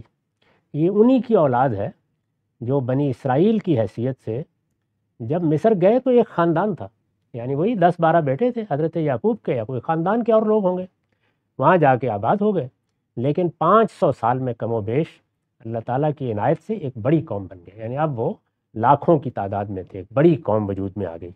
تو اس بڑی قوم، اس مسلمان قوم سے مسلمانوں کی تاریخ شروع ہوئی، اور وہی بڑی قوم ہے کہ جس قوم کو پھر اللہ تعالیٰ نے اپنی کتاب دی پہلی بار۔ اس سے پہلے پیغمبروں کو اگر کوئی تعلیم کے لیے چیز دی گئی تو وہ چھوٹے چھوٹے صحائف تھے، جس کی کچھ مثالیں ہم کو بائبل کے مجموعے میں انبیاء کے صحائف میں ملتی ہیں۔ وہ بنیادی طور پر انذار کا کلام ہے، یعنی لوگوں کو خبردار کرنا ہے، وہی جو میں نے بنیادی بات بتائی ہے، وہ بعض اوقات صحائف کی صورت میں نازل بھی ہو جاتی تھی۔ قرآن مجید نے سیدنا ابراہیم کے بارے میں بتایا ہے کہ صحف ابراہیم و موسیٰ، تو معلوم ہوتا ہے کہ اس طرح کے صحائف زیادہ سے زیادہ، لیکن ایک باقاعدہ کتاب، باقاعدہ شریعت، اجتماعی زندگی کے بارے میں قوانین، ہدایات، اس کا کوئی موقع ہی نہیں پیدا ہوا۔ لوگ مشرکانہ تہذیب کے تحت جو کچھ کرتے رہے، انفرادی زندگی کے بارے میں احکام کی سنت جاری تھی، اور اس پر لوگ عمل کر لیتے تھے جو ایمان لاتے تھے۔ تو ان لوگوں کے ہاں گویا کتاب اب مرکز بن گئی۔ اللہ تعالیٰ نے یہ بتایا ہے قرآن مجید میں کہ کتاب جب ہم نے دی ہے تو پھر کتاب کو اصل کی حیثیت دے دی، یعنی اب گویا پیغمبر آئیں، دعوت اٹھے، لوگوں کو دین کی طرف بلایا جائے، تو سب سے پہلا کام یہ ہے کہ اعتصموا بحبل اللہ جمیعا، اللہ کی جو رسی ہے، کتاب کو اللہ کی رسی کہا ہے حبل اللہ، اس کو مضبوطی کے ساتھ تھاما جائے۔ ہمارے ہاں بھی ظاہر ہے کہ اب کتاب کی روایت آگے جاری ہے۔ ان لوگوں کے ہاں تورات تھی، پھر مناجاتوں کی کتاب نازل کی گئی۔ یہ بات ذہن میں رکھنی چاہیے کہ دعا کرنی ہے اللہ تعالیٰ سے، اس مقصد کے لیے پیغمبر دعائیں سکھاتے رہے ہیں۔ قرآن میں بھی پیغمبروں کی دعائیں نقل ہوئی ہیں، زبور سراسر مناجات ہے، اور رسالت مآب صلی اللہ علیہ وسلم نے بھی بہت سی دعائیں سکھائی ہیں۔ چنانچہ دعاؤں میں پیغمبر کس طریقے سے اپنے رب سے تعلق پیدا کرتا ہے، اس کی بڑی غیر معمولی تصویریں ہوتی ہیں، اور انسان چونکہ اللہ سے تعلق ہی کے لیے پیغمبروں کا محتاج ہوا ہے، تو وہ یہ رہنمائی بھی فرماتے ہیں اس معاملے میں خاص طور پر۔ تو یہ بھی نازل ہوئی، اور پھر اس کے بعد اب سیدنا مسیح کا ذکر تو آگے آئے گا۔ اس وقت تک تورات ہی اللہ کی کتاب کی حیثیت سے موجود تھی، اور کتاب کے بارے میں یہ بتایا گیا ہے کہ یہ اس لیے دی گئی تھی کہ لِیَحْکُمَ بَیْنَ النَّاسِ فِی مَا اخْتَلَفُوا فِیہ، جہاں دین کے معاملے میں کوئی اختلاف ہو وہاں یہ کتاب معیار ہوگی، یہ میزان ہوگی، اس کی طرف لوگ رجوع کریں، یہ نور اور ہدایت ہے، یہ فیصلہ کرے گی۔ تو مذہبیات کے معاملے میں جب اللہ کی کتاب نازل ہو گئی تو گویا اب آخری فیصلہ اسی کتاب کا ہے۔ خدا کیا چاہتا ہے، کائنات کے پروردگار کے پیش نظر کیا ہے، اس کے جاننے کے سب ذرائع ختم ہو گئے، اور جب کتاب نازل ہو گئی تو پھر اس کے بعد گویا پیغمبر بھی اسی کتابیں، یعنی وہ بھی اس کی ہدایت پر عمل کریں گے، اس کے امتثال امر میں جو کرنا ہے کریں گے۔ وہ بھی اس کتاب میں نہ کسی چیز کو منسوخ کر سکتے ہیں، نہ اس میں کوئی تبدیلی کر سکتے ہیں، بلکہ ان کے لیے بھی پہلا حکم یہی ہوتا ہے کہ خذ الکتاب بقوہ، اللہ کی کتاب کو مضبوطی سے پکڑو۔ تو یہاں یحییٰ کو یہی حکم دیا گیا، یا یحییٰ خذ الکتاب بقوہ، پہلی بات ہی یہ کہی ہے، یعنی جیسے ہی وہ سن رشد کو پہنچے تو ان کو کہا گیا کہ اے یحییٰ ہماری کتاب کو مضبوط تھام لو۔ اس کے بالکل برخلاف دیکھیے، سیدنا موسیٰ کو نبوت ملی ہے، اس کو قرآن نے بیان کیا، بڑی تفصیل سے بیان کیا ہے۔ وہ صحرا میں سفر کر رہے ہیں، وہاں ان کو روشنی نظر آئی ہے، اس سے پہلے وہم و گمان میں بھی نہیں ہے ان کے کہ مجھے اس منصب کے لیے منتخب کر لیا جائے گا، نہ کوئی مراقبہ، نہ کوئی چلہ، نہ کوئی جد و جہد، نہ کوئی روحانی مراتب طے ہو رہے ہیں۔ وہ تو بکریاں چراتے ہوئے آئے ہیں اور اپنے وطن لوٹ رہے ہیں۔ اللہ تعالیٰ نے جب ان کو خطاب کیا ہے تو سب سے پہلی بات کیا کہی ہے یہاں، یہ ہے کہ خذ الکتاب بقوہ، وہاں فرمایا اقم الصلاۃ لذکری، میری نماز کا اہتمام رکھنا۔ تو گویا وہاں اصل چیز کیا ہے؟ وہ عبادات کی سنت جو انبیاء نے جاری کی ہے، وہ پہلے سے جاری ہے، وہ ابراہیم علیہ السلام کے زمانے میں بھی ایسے ہی ہے، تو پہلا حکم ان کو یہی دیا گیا۔ یہاں یہ تھا کہ نہیں، اب تو اللہ کی کتاب آ چکی ہے، تورات موجود ہے، لہٰذا سب سے پہلا کام یہ کرو کہ تم سن رشد کو پہنچ گئے ہو، اس کتاب کو مضبوط تھام لو۔ مضبوط تھام لو کا کیا مطلب ہے؟ یعنی یہ کہ جا کر اس کو ہاتھوں میں مضبوطی سے پکڑ لو، یعنی اب کتاب کی طرف رجوع کرو، کتاب کو پڑھو، کتاب کو سمجھو، کتاب کی تلاوت کرو، جب کوئی معاملہ پیش آئے تو کتاب ہی کو دیکھو۔ تو یہ مطلب ہے مضبوط تھام لو۔ میں نے لکھا ہے یعنی تورات کو، کتاب سے مراد ظاہر ہے یہاں تورات ہے، اس وقت تک ابھی قرآن نازل نہیں ہوا۔ یہ ہدایت اس لیے ہوئی کہ شیاطین جن و انس کو سب سے بڑھ کر دشمنی کتاب الہی ہی سے ہوتی ہے، چنانچہ اس کے حاملین کو وہ اس سے برگشتہ کرنے میں کوئی کسر اٹھا نہیں رکھتے۔ سب سے زیادہ دشمنی کتاب الہی سے ہوتی ہے، اس لیے کہ کتاب الہی محکم کر رہی ہے، وہ دائیں بائیں نہیں ہونے دے رہی، وہ اختلافات کے معاملے میں فیصلہ سنا رہی ہے، اس نے لوگوں کو کھوٹے سے باندھ دیا ہے، اس میں اب مذہب کی ہدایت میں آپ دائیں بائیں نہیں جا سکتے۔ اور یہ بڑی سادہ حقیقت ہے، سادہ حقیقتیں بعض اوقات لوگ فراموش کر دیتے ہیں، وہ پیش پا افتادہ ہوتی ہیں۔ اللہ تعالیٰ نے ہمیں کیا دیا ہے؟ ہم انسان کی حیثیت سے عقل جیسی نعمت سے سرفراز کیے گئے، ہماری ایک فطرت ہے، اور عقل ہے جو اس کتاب فطرت کو پڑھتی ہے، اس میں فہم و ادراک کی صلاحیت بھی ہے، اور آگے استعداد دی گئی ہے کہ وہ استنباط بھی کر سکتی ہے۔ بڑی نعمت ہے اللہ تعالیٰ کی۔ ہمیں اگر دنیا میں اپنے معاملات میں کوئی استدلال کرنا ہے، کسی چیز کو سمجھنا ہے، تو ہمارے پاس ذریعہ وہی ہے، اس کو ہم استعمال کریں گے۔ یعنی ہمارے حواس ہیں، وہ ہمیں چیزوں سے متعارف کراتے ہیں، وہ ظاہری بھی ہیں، باطنی بھی ہیں۔ ان سے جو چیزیں ہمیں نظر آتی ہیں یا ہم سنتے ہیں یا جن سے ہمارا واسطہ پڑتا ہے، اس سے ہمارا فہم وجود میں آتا ہے، یا وہ چیزیں ہمارے ادراک میں آتی ہیں، اس سے علم کی ابتدا ہو جاتی ہے، اور پھر وہ کچھ لوازم پیدا کرتی ہیں۔ وہ چیزیں جو اگر اس کو مانو گے تو ماننی ہوں گی، وہ ہمارے اندر ودیت ہے۔ جیسے اگر ہم کسی چیز کا اثر دیکھتے ہیں تو مؤثر کو تلاش کیے بغیر نہیں رہ سکتے، فعل دیکھتے ہیں تو فاعل کو تلاش کیے بغیر نہیں رہ سکتے، وہ ہمارا اضطراری علم ہے، اور ہم اپنے شعور کی ساخت سے مجبور ہیں کہ اس کو استعمال کریں، اور اس کے نتیجے میں عقل استنباط کرنا شروع کر دیتی ہے۔ اور دوسری چیز اللہ کی کتاب ہے، یعنی مذہب۔ اللہ کو پانا ہے، اللہ کی خوشنودی حاصل کرنی ہے، اللہ کا حکم جاننا ہے، اس میں دائیں بائیں کسی چیز کی طرف التفات بھی نہیں کرنا چاہیے، اس میں اصل کی حیثیت کتاب اللہ کو حاصل ہے، ہر چیز اس کے تحت رکھ کے دیکھی جائے گی۔ یعنی اللہ کی کتاب ہے، وہ ہاتھ میں پکڑ لی ہے، جیسے یہاں فرمایا خذ الکتاب بقوہ، یعنی اس کو مضبوط تھام لو، یہ ہاتھ سے نہیں چھوٹنی چاہیے، اس کو بنیاد بنا کر اب تم نے زندگی بسر کرنی ہے۔ کتاب موجود ہے، پیغمبر کی حیثیت سے مبعوث کیے جا رہے ہیں، ایک مسلمان قوم میں مبعوث ہوئے ہیں، ان کو کوئی نئی امت نہیں بنانی، کوئی نیا پیغام نہیں دینا، پہلے سے سیدنا موسیٰ علیہ السلام کی قوم موجود ہے، اسی کے وہ پیغمبر کی حیثیت سے اللہ تعالیٰ نے اٹھائے ہیں، اور پہلا حکم ان کو کیا دیا جا رہا ہے؟ یہ تورات ہے، اس کو مضبوطی کے ساتھ تھا، یعنی تم نے اسی کی طرف رجوع کرنا ہے، میری ہدایت کے لیے، میرے پیغام کے لیے۔ اس کو ہم اس طرح ادا کرتے ہیں کہ مذہبی فکر میں، یعنی دنیا کے علوم میں، اصل کی حیثیت عقلی استنباط اور اس کے فہم و ادراک کو حاصل ہے، اسی کی طرف رجوع کرنا چاہیے، اسی سے استدلال کرنا چاہیے۔ اور مذہبیات میں یا مذہب کے معاملے میں اصل کی حیثیت اللہ کی کتاب حاصل ہے، اسی کو مضبوطی سے پکڑ کر ہر چیز اس کے تحت رکھ کے دیکھنی چاہیے۔ وہ اس کے تحت قبولیت حاصل کر لیتی ہے، بہت اچھی بات ہے، نہیں قبولیت حاصل کرتی تو اس میں آپ کو کیسی روشنی کیوں نظر نہ آئے، وہ تاریکی ہے، اس کو اٹھا کے پھینک دینا چاہیے۔ تو یہاں ان کو یہ ہدایت کی، یعنی تورات کو یہ ہدایت اس لیے ہوئی کہ شیاطین جن و انس کو سب سے بڑھ کر دشمنی کتاب الہی سے ہوتی ہے، چنانچہ اس کے حاملین کو وہ اس سے برگشتہ کرنے میں کوئی کسر اٹھا نہیں رکھتے۔ یہ تو ایک چیز ہے جو پیغمبروں کو دی جاتی ہے، یعنی اللہ کی کتاب پہلے سے موجود ہے تو اس کو تھام لیں گے، نہیں ہے تو اللہ دے دے گا، جیسے کہ اس نے فرمایا کہ وَأَنزَلْنَا مَعَهُمُ الْكِتَابَ۔ اس کے بعد ظاہر ہے کہ پیغمبر کوئی پہلے پڑھنے لکھنے نہیں بیٹھتے، وہ مختلف علمی مراحل سے نہیں گزرتے، یہ خود ان کے لیے دلیل نبوت ہوتی ہے، ایسے ہی لوگوں کا انتخاب کیا جاتا ہے۔ تو جب ان کا انتخاب کیا جاتا ہے تو اب گویا اس کتاب کے علم کو انہیں لوگوں میں عام کرنا ہے، یعنی اب گویا وہ پہلا عالم بھی اللہ تعالیٰ کی طرف سے وجود میں آنا ہے جس نے لوگوں کو دین سمجھانا ہے۔ علماء بعد میں پیدا ہوں گے وہ الگ بات ہے، لیکن پیغمبر کے ہوتے ہوئے تو پہلا عالم وہی ہے۔ تو اللہ تعالیٰ پھر اس کو ان معاملات میں جہاں عقلی استدلال کی ضرورت ہے، جہاں کتاب کو سمجھنے کی ضرورت ہے، جہاں اس کے اطلاق کی ضرورت ہے، جہاں اس کی روشنی میں اجتہاد کی ضرورت ہے، اس کی صلاحیت بھی عطا کرتے ہیں۔ اس کو قرآن مجید حکم اور علم سے تعبیر کرتا ہے، وہ بھی پیغمبروں کو عطا کر دی جاتی ہے۔ یہ بات یہاں تک پہنچ گئی، اب ہمارا وقت ختم ہو گیا۔ اقول قولی ھذا واستغفر اللہ لی ولکم ولسائر۔ الحمدللہ رب العالمین، والصلاة والسلام علی محمد الامین۔ اعوذ باللہ من الشیطان الرجیم، بسم اللہ الرحمن الرحیم۔ خواتین و حضرات، ہم سورہ مریم کی آیت 13 سے سورہ کا مطالعہ کر رہے ہیں۔ اس سورہ میں سیدنا زکریا کی دعا مذکور ہوئی،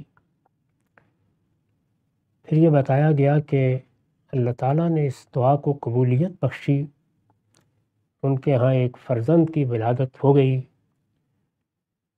اس کا نام یحییٰ اللہ تعالیٰ کی طرف سے رکھا گیا۔ اور جب یہ بشارت پوری ہوئی، وہ بچہ سن رشد کو پہنچ گیا، تو ہم نے فرمایا یا یحییٰ خذ الکتاب بقوہ، یحییٰ اللہ کی کتاب کو مضبوطی کے ساتھ تھام لو۔ اس آیت کی وضاحت ہم کسی حد تک کر چکے ہیں۔ میں نے عرض کیا تھا کہ بنی اسرائیل کے پیغمبر بھی جب آئے تو ان کو جو پہلی ہدایت کی گئی وہ یہی تھی، یعنی جب اللہ کی کتاب آ جاتی ہے تو پھر پیغمبر بھی مبعوث ہوں تو ان کے لیے وہ کتاب ہی فیصلہ کن ہوتی ہے۔ سیدنا یحییٰ بنی اسرائیل کے جلیل القدر نبیوں میں سے ہیں۔ جتنے نبی بھی موسیٰ علیہ السلام کے بعد ان کے ہاں پیدا ہوئے، ان سب کے لیے یہی ہدایت تھی کہ اب تورات دے دی گئی ہے، یہ اللہ کی کتاب ہے، اس کو مضبوطی کے ساتھ تھامے رہو۔ میں نے عرض کیا تھا کہ تھامے رہو کا مطلب کیا ہے، یعنی اسی کی طرف رجوع کیا جائے، اسی کو فیصلہ کن سمجھا جائے، اپنے تمام معاملات اسی کے سامنے پیش کیے جائیں۔ دین کے معاملے میں جو فیصلہ یہ کتاب سنا دے، ہر شخص اس کے سامنے سر تسلیم خم کر دے، یہ ہدایت کی گئی۔ اس کے ساتھ ایک دوسری بات بیان ہوئی ہے، اور نبوت کے باب میں اس کو سمجھنا ضروری ہے۔ ہم یہ جانتے ہیں کہ بالعموم پیغمبروں کے ہاں کوئی تعلیم تربیت کا پس منظر نہیں ہوتا۔ اللہ تعالیٰ جن لوگوں کو اس منصب کے لیے منتخب کرتے ہیں، ان میں کیا صفات دیکھتے ہیں، کیا خصائص دیکھتے ہیں، یہ تو وہی جانتے ہیں۔ یہ سوال جب کیا گیا ہے تو اس کا جواب بھی اللہ تعالیٰ نے یہ دیا ہے کہ اللہ عالم حیث یجعل رسالتہ، اللہ نے یہ فیصلہ کرنا ہے اور وہی بہتر جانتا ہے کہ وہ یہ تاج کس کے سر پر رکھے گا۔ لیکن اتنا بتا دیا ہے کہ وہ خیار الناس ہوتے ہیں، یعنی اپنی سیرت، اپنے کردار کے لحاظ سے بہترین خلائق ہوتے ہیں۔ اس کے پس منظر میں کیونکہ کوئی تعلیم تربیت جس طریقے سے ہم اپنی صلاحیتوں کو نشو و نما دیتے ہیں، پھر ایک خاص علمی ذوق پیدا کر لیتے ہیں، پھر ہم مختلف آراء قائم کرتے ہیں، ان آراء کا تجزیہ کرتے ہیں، ان کی تحلیل کرتے ہیں، اس میں بہت سے صحیح و خطا کے مراحل سے گزرتے ہیں، ٹرائل اور ایرر، اور اس طرح تدریجی ارتقاء کے ساتھ بڑے سے بڑے آدمی کا فکر وجود میں آتا ہے۔ یہی اللہ کا بنایا ہوا طریقہ ہے۔ تو پیغمبروں کے ساتھ یہ معاملہ نہیں ہوتا، پس منظر میں سرے سے کوئی چیز ہی نہیں ہوتی۔ خیار الناس ہیں، اپنے اخلاق، اپنی سیرت اور اپنے کردار کے لحاظ سے بہترین لوگ ہیں، لیکن اس طرح کے کسی پس منظر کے ساتھ نہیں اٹھتے کہ بیٹھے ہوئے ہیں۔ اگر نفسی علوم کی طرف رجحان ہے تو کوئی مراقبے ہو رہے ہیں، کوئی منتر سیکھے جا رہے ہیں، کہیں کوئی تپسیا ہو رہی ہے۔ اگر دوسرے علوم کی طرف رجحان ہے تو پڑھنا پڑھانا ہو رہا ہے، ان کے مسائل حل ہو رہے ہیں۔ اور اگر کسی صلاحیت کو نشو و نما دینی ہے، یعنی جیسے شاعری ہے، ادب ہے یا دوسرے فنون ہے، تو ان کی مشق اور ریاضت ہو رہی ہے، اس طرح کی کوئی چیز ان کے پس منظر میں نہیں ہوتی۔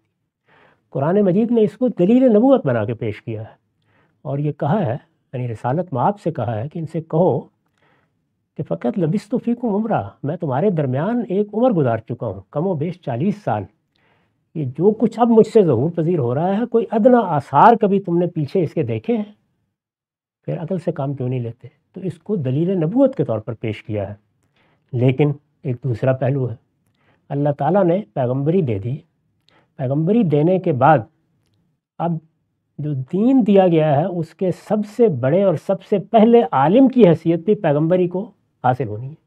یعنی یہ تو نہیں ہو سکتا کہ محمد الرسول اللہ صلی اللہ علیہ وسلم قرآن پیش کریں، پیغمبر کی حیثیت سے اپنی دعوت برپا کر دیں، اس کے بعد کوئی شخص قرآن مجید کے کسی علمی پہلو کے بارے میں کوئی سوال کرے تو آپ فرمائیں کہ اس کا جواب فلاں شخص سے جا کے لے لو۔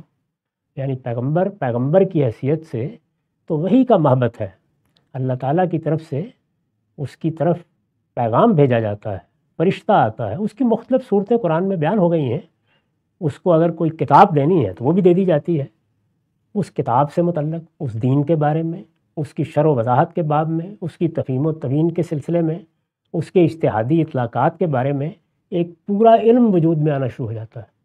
تو یہ جو علم وجود میں آتا ہے، اللہ تعالیٰ فرماتے ہیں کہ پھر جب ہم کسی کا پیغمبر کی حیثیت سے انتخاب کر لیتے ہیں تو ہم اس کے اندر یہ صلاحیت بھی ولیت کر دیتے ہیں۔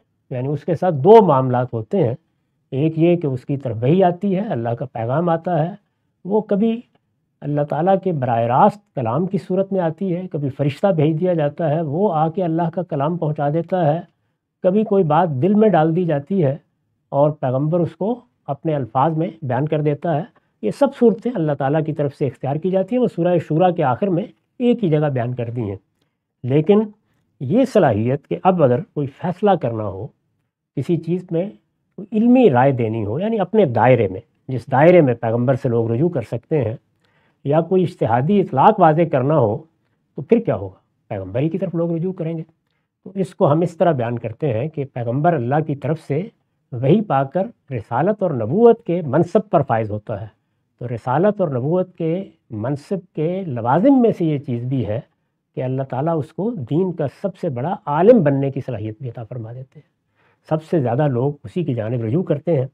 تو یہاں یحییٰ کے بارے میں یہی بات کہی ہے، فرمایا کہ ہم نے جب یحییٰ سن رشد کو پہنچ گیا تو اس کو اپنی کتاب کے بارے میں یہ کہا کہ اے یحییٰ، ہماری کتاب کو مضبوط تھام لو، اور وَآتَيْنَهُ الْحُكْمَ السَّبِيًّا وَحَنَانًا مِّن لَدُنَّا وَزَكَاةً وَكَانَ تَقِيًّا۔ ہم نے اس کو بچپن ہی میں حق و باطل کے درمیان فیصلہ کرنے کی صلاحیت سے نوازا۔ یہ وہی صلاحیت ہے جس کو کہیں حکم سے تعبیر کیا جاتا ہے، کہیں علم سے تعبیر کیا جاتا ہے۔ علم کی صلاحیت اللہ تعالیٰ نے جو ایک عالم کے اندر صلاحیت رکھی ہوتی ہے، کسی بھی چیز کا عالم، اس صلاحیت سے اللہ تعالیٰ اپنے پیغمبر کو خاص طریقے پر نواز دیتے ہیں، اور جب نواز دیتے ہیں تو پھر آہستہ آہستہ اس کا ظہور ہوتا ہے۔ اس میں بھی انسان کی حیثیت سے غلطی ہو سکتی ہے۔ اللہ تعالیٰ فرماتے ہیں کہ ہماری طرف سے اس کے چاروں طرف پہرے لگا دیے جاتے ہیں، اگر کہیں غلطی کرے تو پھر ہم خود اصلاح کر دیتے ہیں۔ تو اس طرح سے دین کی دعوت، دین کا علم بالکل محفوظ صورت میں اس سے صادر ہوتا ہے۔ اس کے بعد کیا چیز اس نے آگے منتقل کرنی ہے، کس حیثیت سے منتقل کرنی ہے، وہ بات کے مسئلے ہیں۔ تو یہاں سیدنا یحییٰ کے بارے میں یہی بات قرآن نے بیان فرمائی۔ یہ حکم کا لفظ قرآن استعمال کرتا ہے۔ اس سے بظاہر ایک آدمی کو یہ خیال ہوتا ہے کہ کہیں اگر قضا کرنا پڑ گیا، یعنی کوئی فیصلہ کرنا پڑ گیا، یعنی فیصلہ صرف دو فریقوں کے درمیان نہیں ہوتا، آراء کے درمیان ہوتا ہے۔ ایک چیز کو سمجھنے میں بعض اوقات وجوہ پیدا ہو جاتے ہیں، ان کے درمیان ہوتا ہے۔ تو یہ ایک بڑی جامع تعبیر ہے کہ اس میں پیغمبر پھر اپنا فیصلہ دیتا ہے۔ تو بچپن ہی سے ہم نے اس کو حق و باطل کے درمیان فیصلہ کرنے کی صلاحیت سے نوازا۔ دوسری بات یہ فرمائی ہے وَحَنَانًا مِّن لَدُنَّا۔ اب ظاہر ہے کہ جب پیغمبروں کی سیرت، سوانح یا شخصیت کا ہم مطالعہ کرتے ہیں تو یہ معلوم ہوتا ہے کہ ان میں سے ہر ایک کے جس طرح فضائل میں کچھ فرق رکھا گیا ہے، اسی طرح خصائص میں بھی فرق رکھا گیا ہے۔ سیدنا موسیٰ کی شخصیت ایک اور شخصیت ہے، سیدنا مسیح کی شخصیت اس سے بالکل ہی مختلف ہے۔ رسالت مآب صلی اللہ علیہ وسلم کی شخصیت کے اپنے خصائص ہیں۔ سیدنا ابراہیم کا معاملہ ان سب سے بہت منفرد ہے۔ تو اس میں کیا کیا پہلو ہوتے ہیں، اس کو بیان کیا ہے کہ ہم نے اس کو یہ حکم یعنی فیصلہ کرنے کی صلاحیت تو دے دی، وہ ہم پیغمبروں کو دیتے ہیں، لیکن خاص اپنی طرف سے ذوق و شوق بھی دیا۔ یعنی بعض طبائع ہوتی ہیں جن کا مزاج خالص علمی ہوتا ہے، بعض میں قیادت ظہور پذیر ہوتی ہے، قوموں کی قیادت، افراد کی قیادت، اسی طرح بعض میں کچھ دوسری صلاحیتیں۔ ہم جب عام انسانوں کو دیکھتے ہیں تو ان میں بھی کئی تفاوت ہے۔ ایسا تو نہیں کہ اللہ تعالیٰ نے ایک مشت برابر گندم پکڑی ہے اور ایک ہی طرح کے دانے اس میں اور بکھیر دیے ہیں، بلکہ انسانوں کے مابین صلاحیتوں کا بہت تفاوت ہے۔ کسی کے اندر شعر گوئی کی صلاحیت ہے، کوئی موسیقی کا ذوق لے کے پیدا ہوا ہے، کسی کی طبیعت میں بڑی رقت، بڑی نرمی ہے، کسی کے ہاں بہت منطقی اسلوب اور انداز ہوتا ہے۔ تو اس سے اللہ تعالیٰ نے وہ تنوع پیدا کیا ہے، وہ جدت پیدا کی ہے، وہ ندرت پیدا کی ہے جو ہم دنیا میں دیکھتے ہیں۔ تو پیغمبروں کی شخصیت میں بھی یہ چیزیں اسی طرح نمایاں ہوتی ہیں۔ یعنی کسی کے ہاں ذوق و شوق کا انداز ہوگا، سیدنا موسیٰ کی شخصیت اس سے بالکل مختلف ہے۔ یعنی ان کا مزاج ایک بڑے رہنما کا ہے، وہ فیصلہ کرتے ہیں تو فیصلے کے ساتھ ایک قائدانہ قوت کا ظہور بھی ہوتا ہے ان کے اندر سے۔ اس کے بالکل برخلاف سیدنا مسیح کا معاملہ اور طرح کا ہے۔ تو ان کے بارے میں یہ فرمایا کہ اپنی طرف سے ان کو ذوق و شوق عطا فرمایا، و زکاتن، اور ظاہر و باطن کی پاکیزگی عطا فرمائی، اور وہ نہایت پرہیزگار اور اپنے والدین کا فرما بردار بھی تھا، وہ برم بوالدہ۔ اس سے اندازہ کیا جا سکتا ہے کہ وہ کیا خصوصیات ہیں جو ہر پیغمبر میں ہونی ہی چاہیے۔ کسی پیغمبر کے بارے میں یہ خیال نہیں کیا جا سکتا کہ وہ اپنے والدین کا نافرمان ہوگا یا ان کے ساتھ زیادتی کرے گا۔ کچھ چیزیں تو اخلاقی اوصاف کی نوعیت رکھتی ہیں، تو یہ بتایا کہ اخلاقی اوصاف بھی آخری درجے میں تھے، اور صلاحیتیں بھی غیر معمولی تھیں، اور ان میں خصوصی رجحان ذوق و شوق اور سوز و گداز کا تھا۔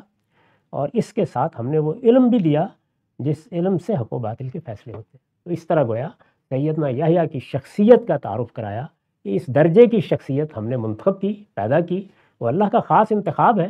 جب سیدنا زکریا نے دعا کی ہے کہ میرا کوئی وارث ہونا چاہیے، میرے اعزاء اقربا میں کوئی ایسا شخص نہیں ہے جو میری ذمہ داریوں کو میرے بعد انجام دے سکے، بلکہ مجھے ان سے کچھ اندیشے ہیں، تو آپ عنایت فرمائیں۔ عنایت ہوئی، اور اس شان کی عنایت ہوئی کہ اللہ تعالیٰ نے اس طرح کا فرزند عطا فرمایا۔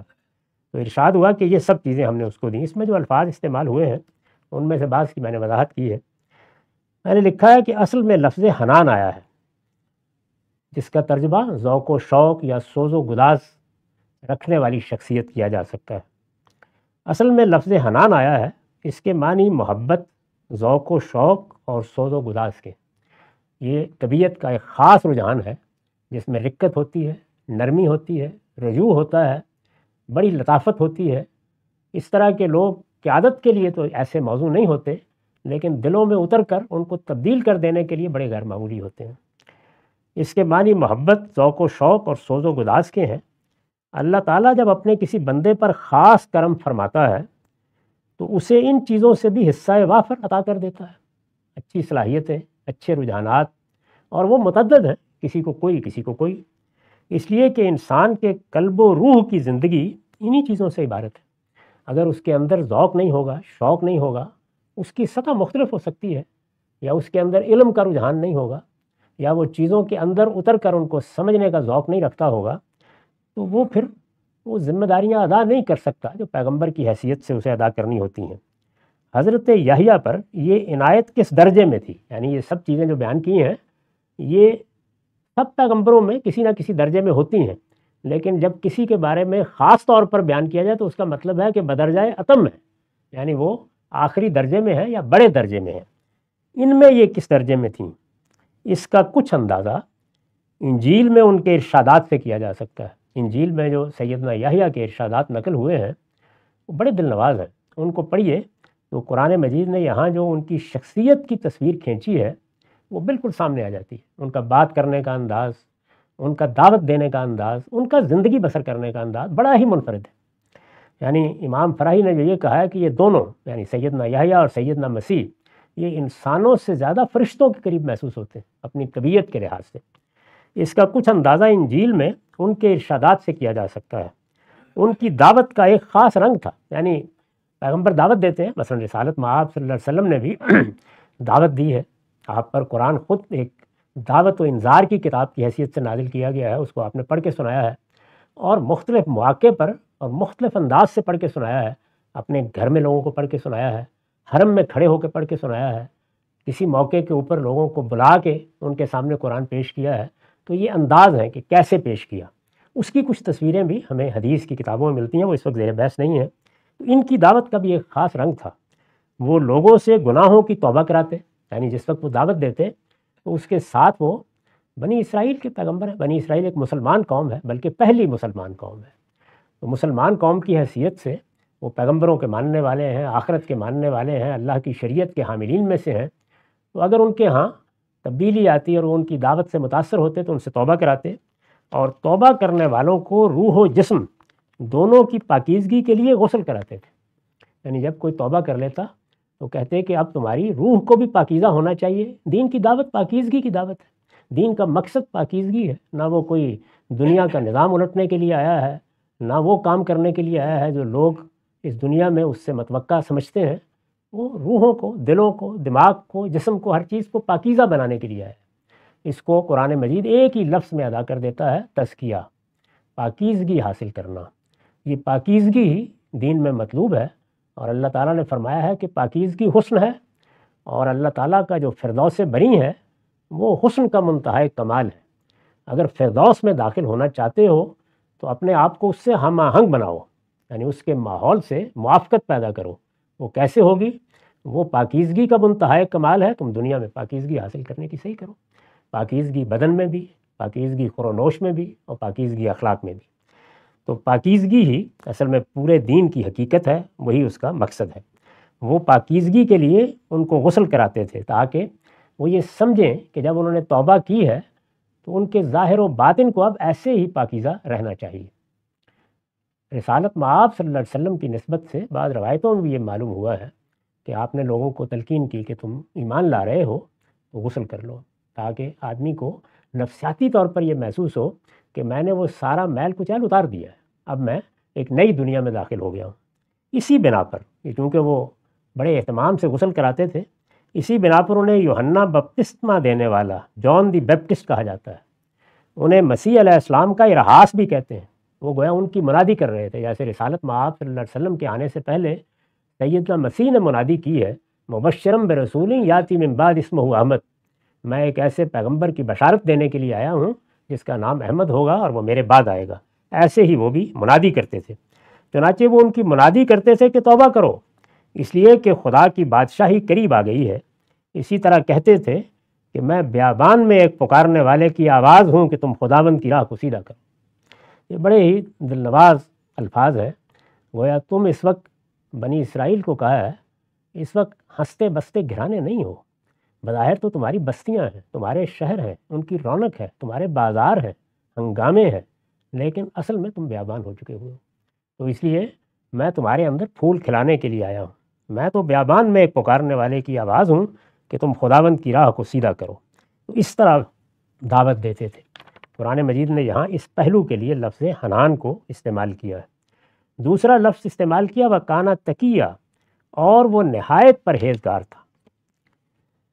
نہایت پرہیزگار، تقوی یا پرہیزگاری، یہ ظاہر ہے کہ دین جو لباس یا پیرہن چاہتا ہے کہ ہم پہن لیں، اس کے لیے یہی تعبیر اختیار کی گئی ہے. یعنی انسان اپنے پورے وجود کو اس قاعدے میں لے آئے، اپنی عقل کے تابع کر دے، خواہشات کی اسیری سے نجات پا لے، اور ہر موقع پر ہر فیصلہ اس روشنی میں کرے جو اللہ کی طرف سے حاصل ہوتی ہے. تو پھر اس کا نتیجہ یہ ہے کہ تقوی انسان میں پیدا ہوتا ہے.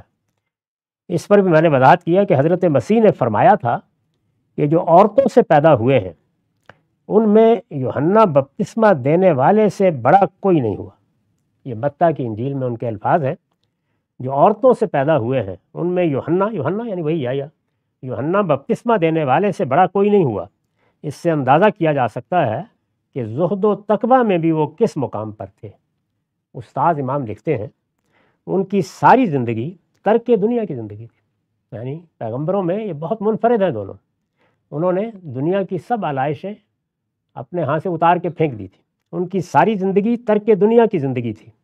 انہوں نے توبہ کی منادی اس زور شور سے کی کہ اس سے دشت و جبل گونج اٹھے.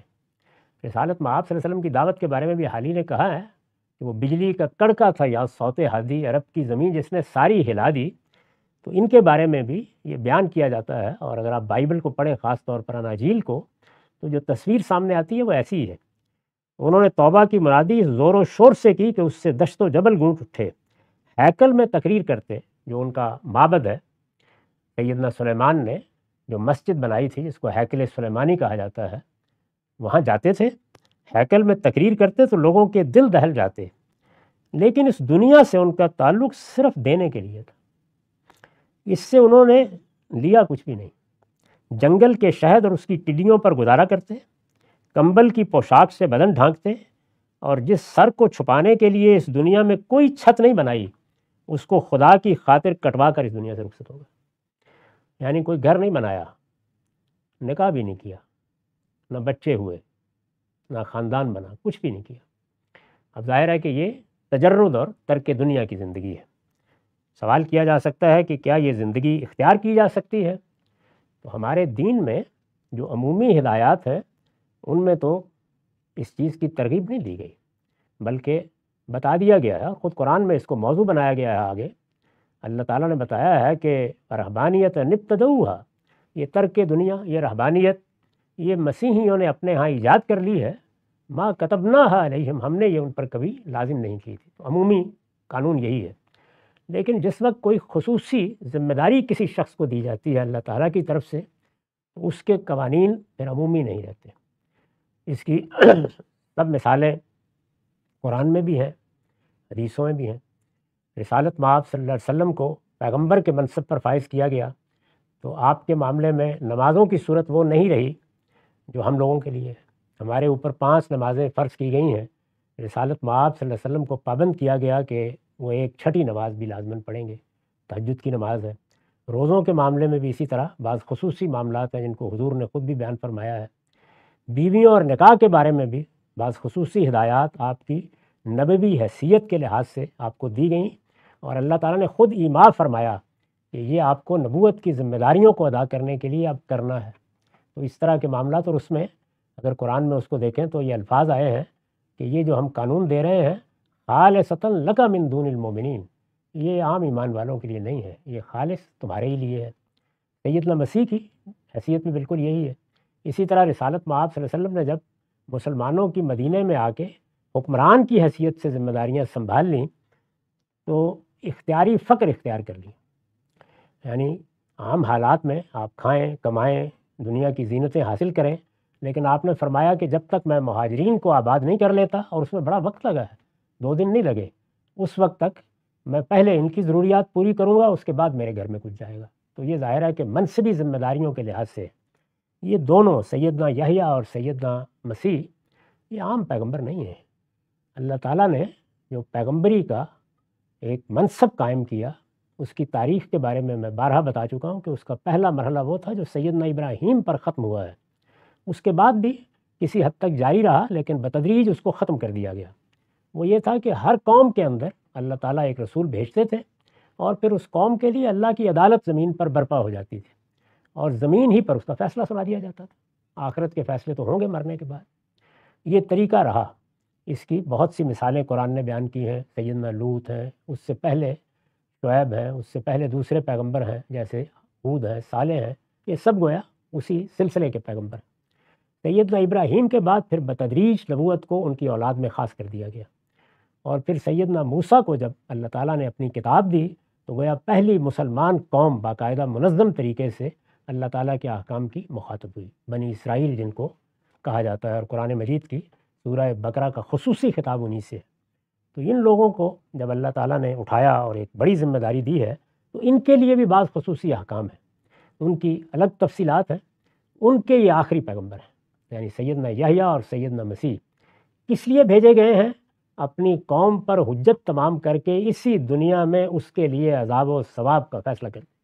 یہ غیر معمولی مشن تھا جو ان دونوں کو دیا گیا۔ وہ محض پیغمبر ہیں ہی نہیں، اس سے کہیں بڑا منصب ہے جس پر فائز کر کے ان کو بھیج دیا گیا ہے۔ اسی وجہ سے ہم دیکھیں گے آگے حضرت مسیح کے معجزات کی نوعیت بڑی غیر معمولی ہے، پیدائش بڑی غیر معمولی ہے، یعنی سارے ہی قوانین بالکل تبدیل کر دیے ہیں۔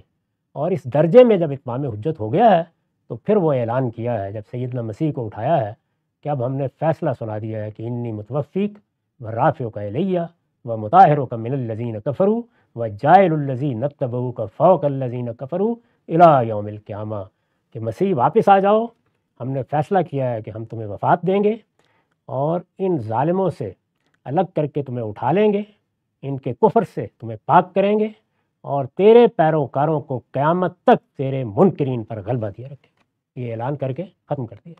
اس کے بعد اعلان ہو گیا کہ اب بنی اسرائیل کو قیامت تک اللہ کے عذاب کا مورد بنے رہنا ہے۔ تو یہ خصوصی حیثیت ہے ان پیغمبروں کی، جس وجہ سے انہوں نے پھر گھر نہیں بسایا، انہوں نے بچے نہیں پیدا کیے، انہوں نے پھر دنیا سے اپنے آپ کو بالکل غیر متعلق کر دیا۔ اس کی کچھ مزید تفصیلات ہیں، اب ہمارا وقت ختم ہو گیا۔ اقول قولی ھذا واستغفر اللہ لی ولکم ولسائر المسلمین۔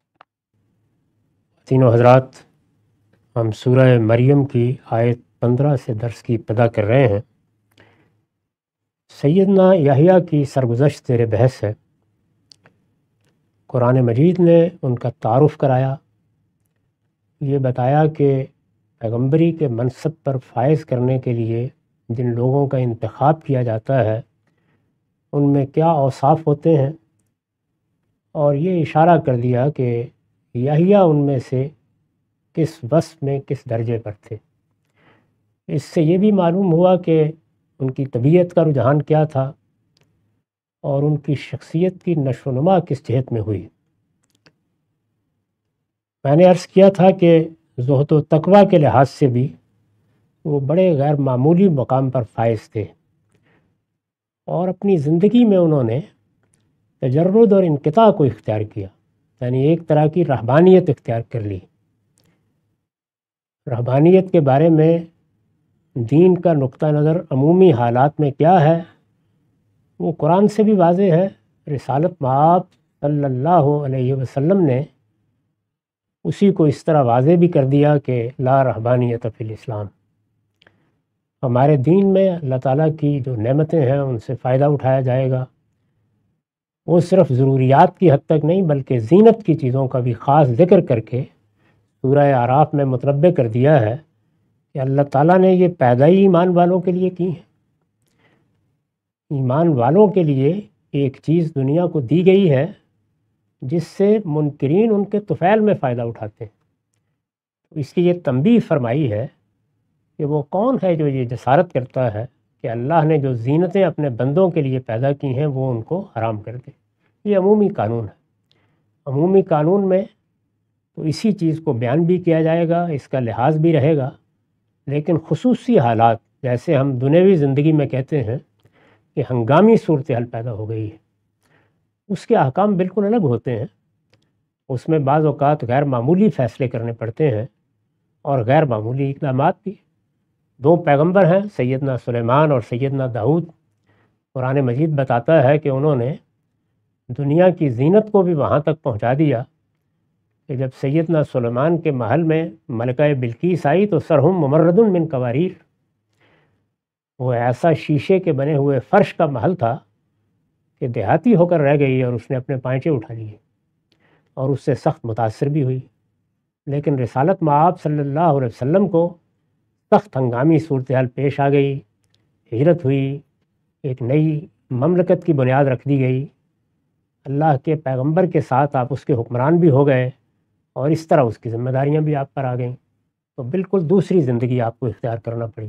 وہ زمانہ ہے جس کے حالات ہم روایات میں پڑھتے ہیں کہ اس میں بعض اوقات ایک ہی وقت تک کھانا میسر آتا تھا، اور ایسا بھی ہوتا تھا کہ وہ بھی میسر نہ آئے۔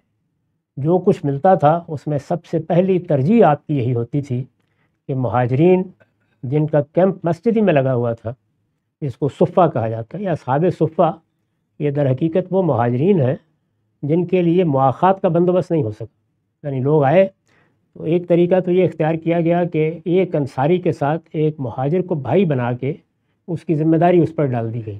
لوگوں نے خوشی سے ذمہ داری اٹھا دی، لیکن ایک چھوٹی سی بستی میں سب کا بندوبست نہیں ہو سکا، تو چنانچہ ایک چبوترے پر لوگوں کا کیمپ لگا دیا گیا، اور اس میں کئی برس تک لوگ مقیم رہے۔ پھر جیسے جیسے ان کے لیے معیشت کی راہیں کھلتی گئیں وہ آباد ہوتے گئے۔ اور یہی صورتحال سیدنا یحییٰ اور سیدنا مسیح کو ایک دوسرے پہلو سے درپیش ہے، یعنی ان کو ایک ایسی ذمہ داری دے دی گئی ہے جس کو آپ جہاد یا قتال کی صورتحال سے سمجھ سکتے ہیں۔ اگر کسی موقع پر کسی قوم کے لیے یہ صورتحال پیدا ہو جائے تو اس میں بعض اوقات اپنے گھر خالی کر دینے پڑتے ہیں، بعض اوقات کیمپوں ہی میں جا کر ڈیرا ڈال دینا پڑتا ہے۔ یہ دیکھا ہوگا کہ پہلی دوسری جنگ عظیم میں پورے شہر بعض اوقات زیر زمین لے جا کے کیمپوں کی صورت اختیار کر گئے۔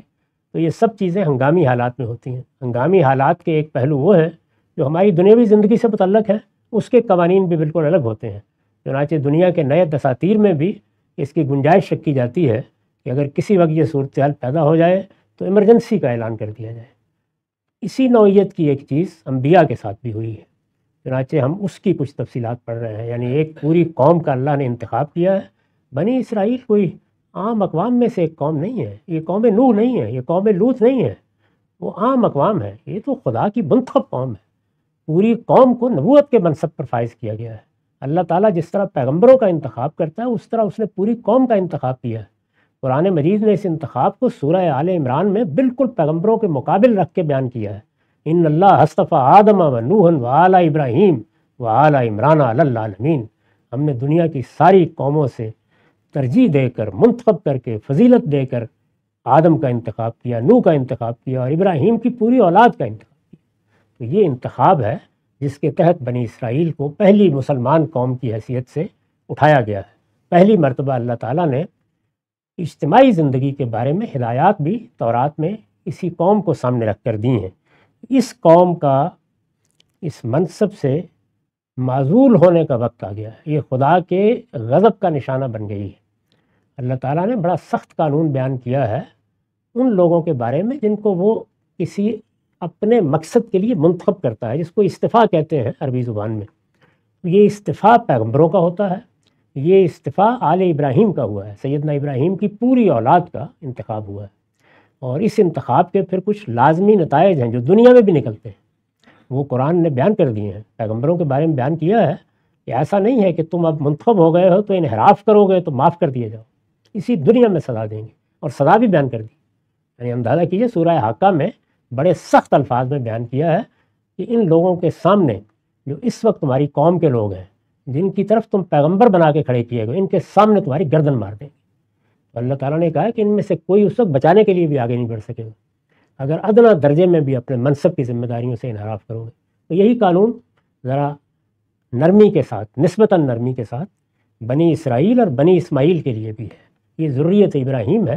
اس وقت اس کے ہر پہلو پر بات کرنا ممکن نہیں ہے، تاہم میں نے اپنی کتاب میزان میں ان کی شہادت کا خصوصی باب لکھا ہے، ذریت ابراہیم کی شہادت، اولاد ابراہیم کی شہادت۔ تو اس کو وہاں دیکھ لیجئے۔ اس وجہ سے یحییٰ اور مسیح کو اس پس منظر میں دیکھیں، یعنی یہاں اب اس کا کوئی سوال نہیں ہے، عذاب آ رہا ہے۔ وہ بیان بھی کرتے ہیں، آپ انجیل میں دیکھیں، وہ یہ کہتے ہیں کہ تم مجھے کہتے ہو کہ میں گھر بناؤں، میری قوم کی جڑوں پر کلہاڑا رکھا ہوا ہے، یہاں سب کچھ ختم ہونے والا ہے۔ اس وجہ سے اس میں گھر کیا بنانا اور بچے کیا پیدا کرنے اور کس کو آباد کرنا، اس پس منظر کو ذہن میں رکھیے۔ اب وہ واقعہ جس کی طرف میں نے اشارہ کیا تھا پچھلی نشست میں کہ ایک شخص پیدا ہوا، جنگل کے شہد اور اس کی ٹڈیوں پر گزارا کرتا تھا، کمبل کی پوشاک سے بدن ڈھانکتا تھا، اور سر کو چھپانے کے لیے دنیا میں اس نے کوئی چھت نہیں بنائی، بلکہ خدا کی کتاب کی خاطر اس سر کو کٹوا کر دنیا سے رخصت ہو گیا۔ یہ ان کا انجام ہے، یہ دنیا میں ہوا۔ یہ کیسے ہوا؟ معاف کیجیے، میں نے لکھا ہے یہ واقعہ اس طرح ہوا کہ اس عہد کے یہودی فرما روا، دو حصوں میں فلسطین کی ریاست تقسیم تھی، ایک حصے میں فرما روائی یہود کے پاس تھی اور دوسرے حصے میں رومی قبضہ کر چکے تھے۔ یہ واقعہ اس طرح ہوا کہ اس عہد کے یہودی فرما روا ہیرود اینٹیپاس کی فاسقانہ حرکات پر، بادشاہ ہے، بنی اسرائیل کی حکومت کر رہا ہے، سیدنا یحییٰ نے اس کی فاسقانہ حرکات پر، یعنی اللہ تعالیٰ کے چونکہ یہ دین کے علمبردار بنائے گئے ہیں، تو دین کی جو خلاف ورزی ہو رہی تھی، اس کے احکام کو جس طرح پامال کیا جا رہا تھا، محل میں جو عشرت گاہ بن گئی تھی، اس پر انہوں نے بڑی شدید تنقیدات کی۔ سیدنا یحییٰ جب دعوت کے لیے کھڑے ہوئے تو انہوں نے ہدف تنقید بنایا۔ یہ واقعہ اس طرح ہوا کہ اس عہد کے یہودی فرما روا ہیرود اینٹیپاس کی فاسقانہ حرکات پر حضرت یحییٰ کی تنقیدوں کے جرم میں انہیں قید کر دیا گیا، وہ زندہ میں ڈال دیے گئے۔ ایک وقت تک تو لوگوں نے ان کی باتیں سنی، اور جب وہ بات کرتے تھے تو ان کے خطبات سے اندازہ ہوتا ہے کہ وہ دلوں میں اتر جاتے تھے۔ ہیکل میں بھی کھڑے ہو کر وہ اسی شان سے مخاطب ہوتے تھے، لوگ بھی ان کے پیچھے چلنے کے لیے تیار تھے۔ لیکن جب انہوں نے اپنے وقت کے حکمرانوں کو بھی ہدف تنقید بنایا تو پھر زندہ میں ڈال دیے گئے۔ وہ جیل ہی میں تھے کہ ہیرود کی سالگرہ کے جشن میں ہیرودیاس کی بیٹی کے رقص سے متاثر ہو کر ہیرود نے اس سے پوچھا، یعنی بادشاہ کی سالگرہ کا جشن منایا جا رہا تھا محل میں، اس میں خود بادشاہ کی بیٹی نے بھی رقص کیا۔ اس سے متاثر ہو کر ہیرود نے اس سے پوچھا کہ مانگ کیا مانگتی ہے۔ وہ جن چیزوں پر تنقید کر رہے تھے یعنی سیدنا یحییٰ، اس میں محل کی اس طرح کی مجالس بھی زیر تنقید آتی تھیں، ہدف تنقید بنتی تھیں، اور خاص طور پر بادشاہ کی بیگم صاحبہ بھی۔ تو بیٹی کے رقص سے متاثر ہو کر اس نے پوچھا کیا مانگتی ہو؟ یہ ہیرودیاس کی بیٹی ہے۔ یہ کون ہے؟ یہ ہیرودیاس ہیرود کے بھائی فلپ کی بیوی تھی، جسے اس نے اپنے گھر ڈال رکھا، یعنی بھائی کی بیوی کو اٹھا کر اپنے گھر میں ڈال لیا تھا۔ بیٹی نے اپنی فاحشہ ماں سے پوچھا کیا مانگوں، یعنی جشن برپا ہے، رقص ہو رہا ہے، مجلس منعقد ہے، اس میں بادشاہ نے پوچھا کیا مانگتی ہو؟ تو اس نے اپنی ماں کی طرف دیکھا کہ اب بتاؤ کیا مانگنا چاہیے۔ ہیرودیاس حضرت یحییٰ کی دعوت کو اپنے جیسی عورتوں کے لیے خطرہ سمجھتی تھی۔ اس نے بیٹی سے کہا کہ یحییٰ کا سر مانگ لے، یعنی اگر اس وقت بادشاہ یہ کہہ رہا ہے تو کیا اور لینا ہے؟ اس وقت جو صورتحال یحییٰ نے پیدا کر دی ہے ہمارے لیے، سب سے پہلے تو اسی کا علاج ہونا چاہیے۔ تو اس نے سر مانگ لیا۔ ہیرود اگرچہ یحییٰ علیہ السلام کو ایک مقدس آدمی سمجھ کر ان کا احترام کرتا تھا، اس نے ان کو زندہ میں تو ڈال رکھا تھا، لیکن ان کے بارے میں اس کے دل میں قدر تھی اور احترام کا اظہار بھی کرتا تھا، مگر محبوبہ کی بیٹی کا تقاضا رد نہیں کر سکا۔ اس نے قید خانے سے ان کا سر کٹوا کر منگوایا اور رقاصہ کی فرمائش کے مطابق ایک تھال میں رکھ کر اس کی نظر کر دیا۔ یہ ایک پیغمبر کے ساتھ معاملہ ہوا، ایک نبی کے ساتھ معاملہ ہوا، اور اس طریقے سے وہ دنیا سے رخصت ہو گئے۔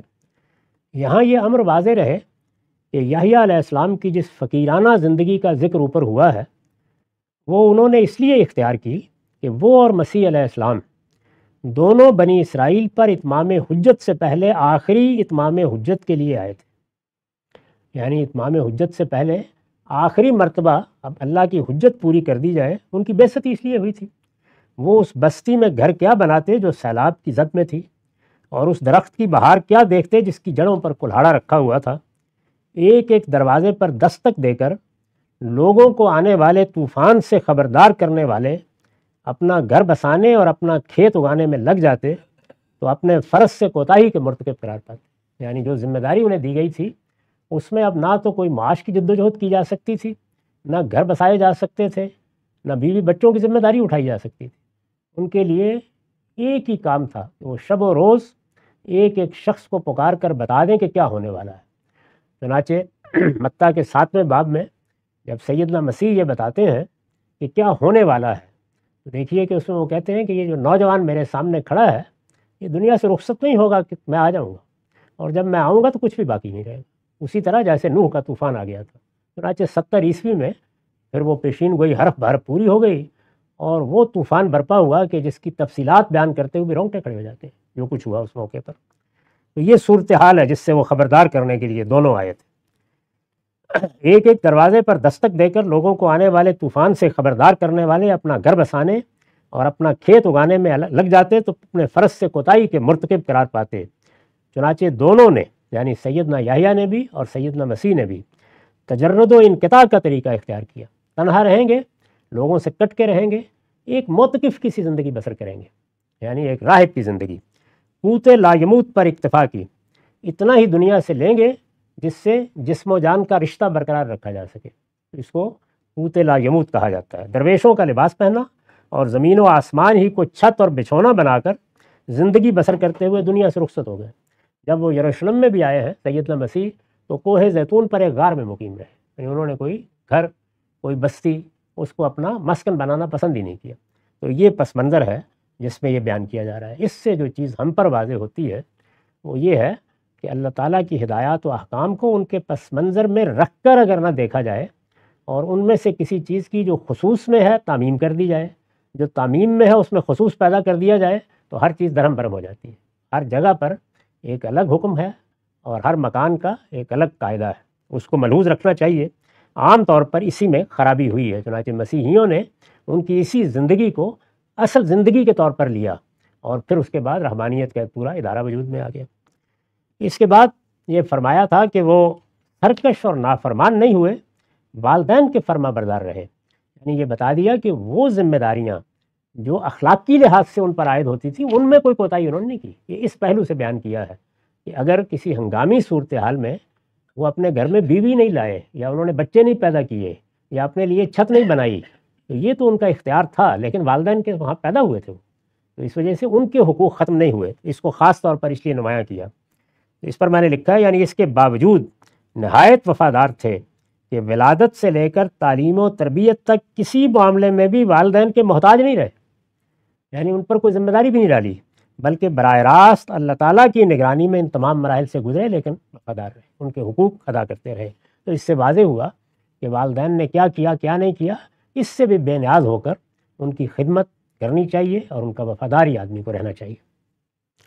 آخر میں یہ فرمایا تھا اور اسی سے اب ہم ابتدا کر رہے ہیں کہ وَسَلَامٌ عَلَيْهِ یوم ولدہ و یوم یموتو و یوم یبعث حیا، اور اس پر سلامتی کی بشارت تھی، یعنی یہ کردار، یہ سیرت، یہ منصبی ذمہ داریوں کا لحاظ ان کو پورا کرنے کے لیے ایسی استقامت یہاں تک کہ اپنا کر دے دی اور ذمہ داریوں میں ادنا درجے کا انحراف نہیں کیا۔ تو اب یہ اللہ تعالیٰ نے بتایا کیا شخص تھا، جیسے ہم کسی کا ذکر کرتے ہیں تو آخر میں کوئی بات کہتے ہیں گویا جس میں اپنی طرف سے آخری درجے میں محبت کا یا عقیدت کا یا تحسین کا اظہار ہوتا ہے، تو ایسے ہی ان کی سرگزشت کا خلاصہ بیان کیا، کیونکہ اصلاً تو سیدنا مسیح زیر بعث آنے والے ہیں، یہ تمہید تھی۔ کہا کیا ہے، اس پر سلامتی کی بشارت تھی، جس دن وہ پیدا ہوا اور جس دن مرے گا اور جس دن زندہ اٹھائے گا، یعنی اس کی پیدائش بھی اللہ تعالیٰ کی طرف سے سلام و تحیت کے ساتھ، اس کا جینا بھی اسی طرح ہوا۔ وہ دنیا سے رخصت ہوا تو تب بھی زمین و آسمان نے گواہی دی کہ خدا کا بندہ دنیا سے رخصت ہو گیا ہے، اور جب وہ زندہ اٹھایا جائے گا قیامت میں تو اس وقت بھی یہی ہوگا۔ چنانچہ میں نے وضاحت کی ہے کہ یہ زندگی کے ہر مرحلے میں ان کے لیے فرشتوں کی مبارک سلامت کا حوالہ ہے، جس سے وہ ان کا استقبال کریں گے، استقبال کرتے رہے اور آگے بھی استقبال کریں گے۔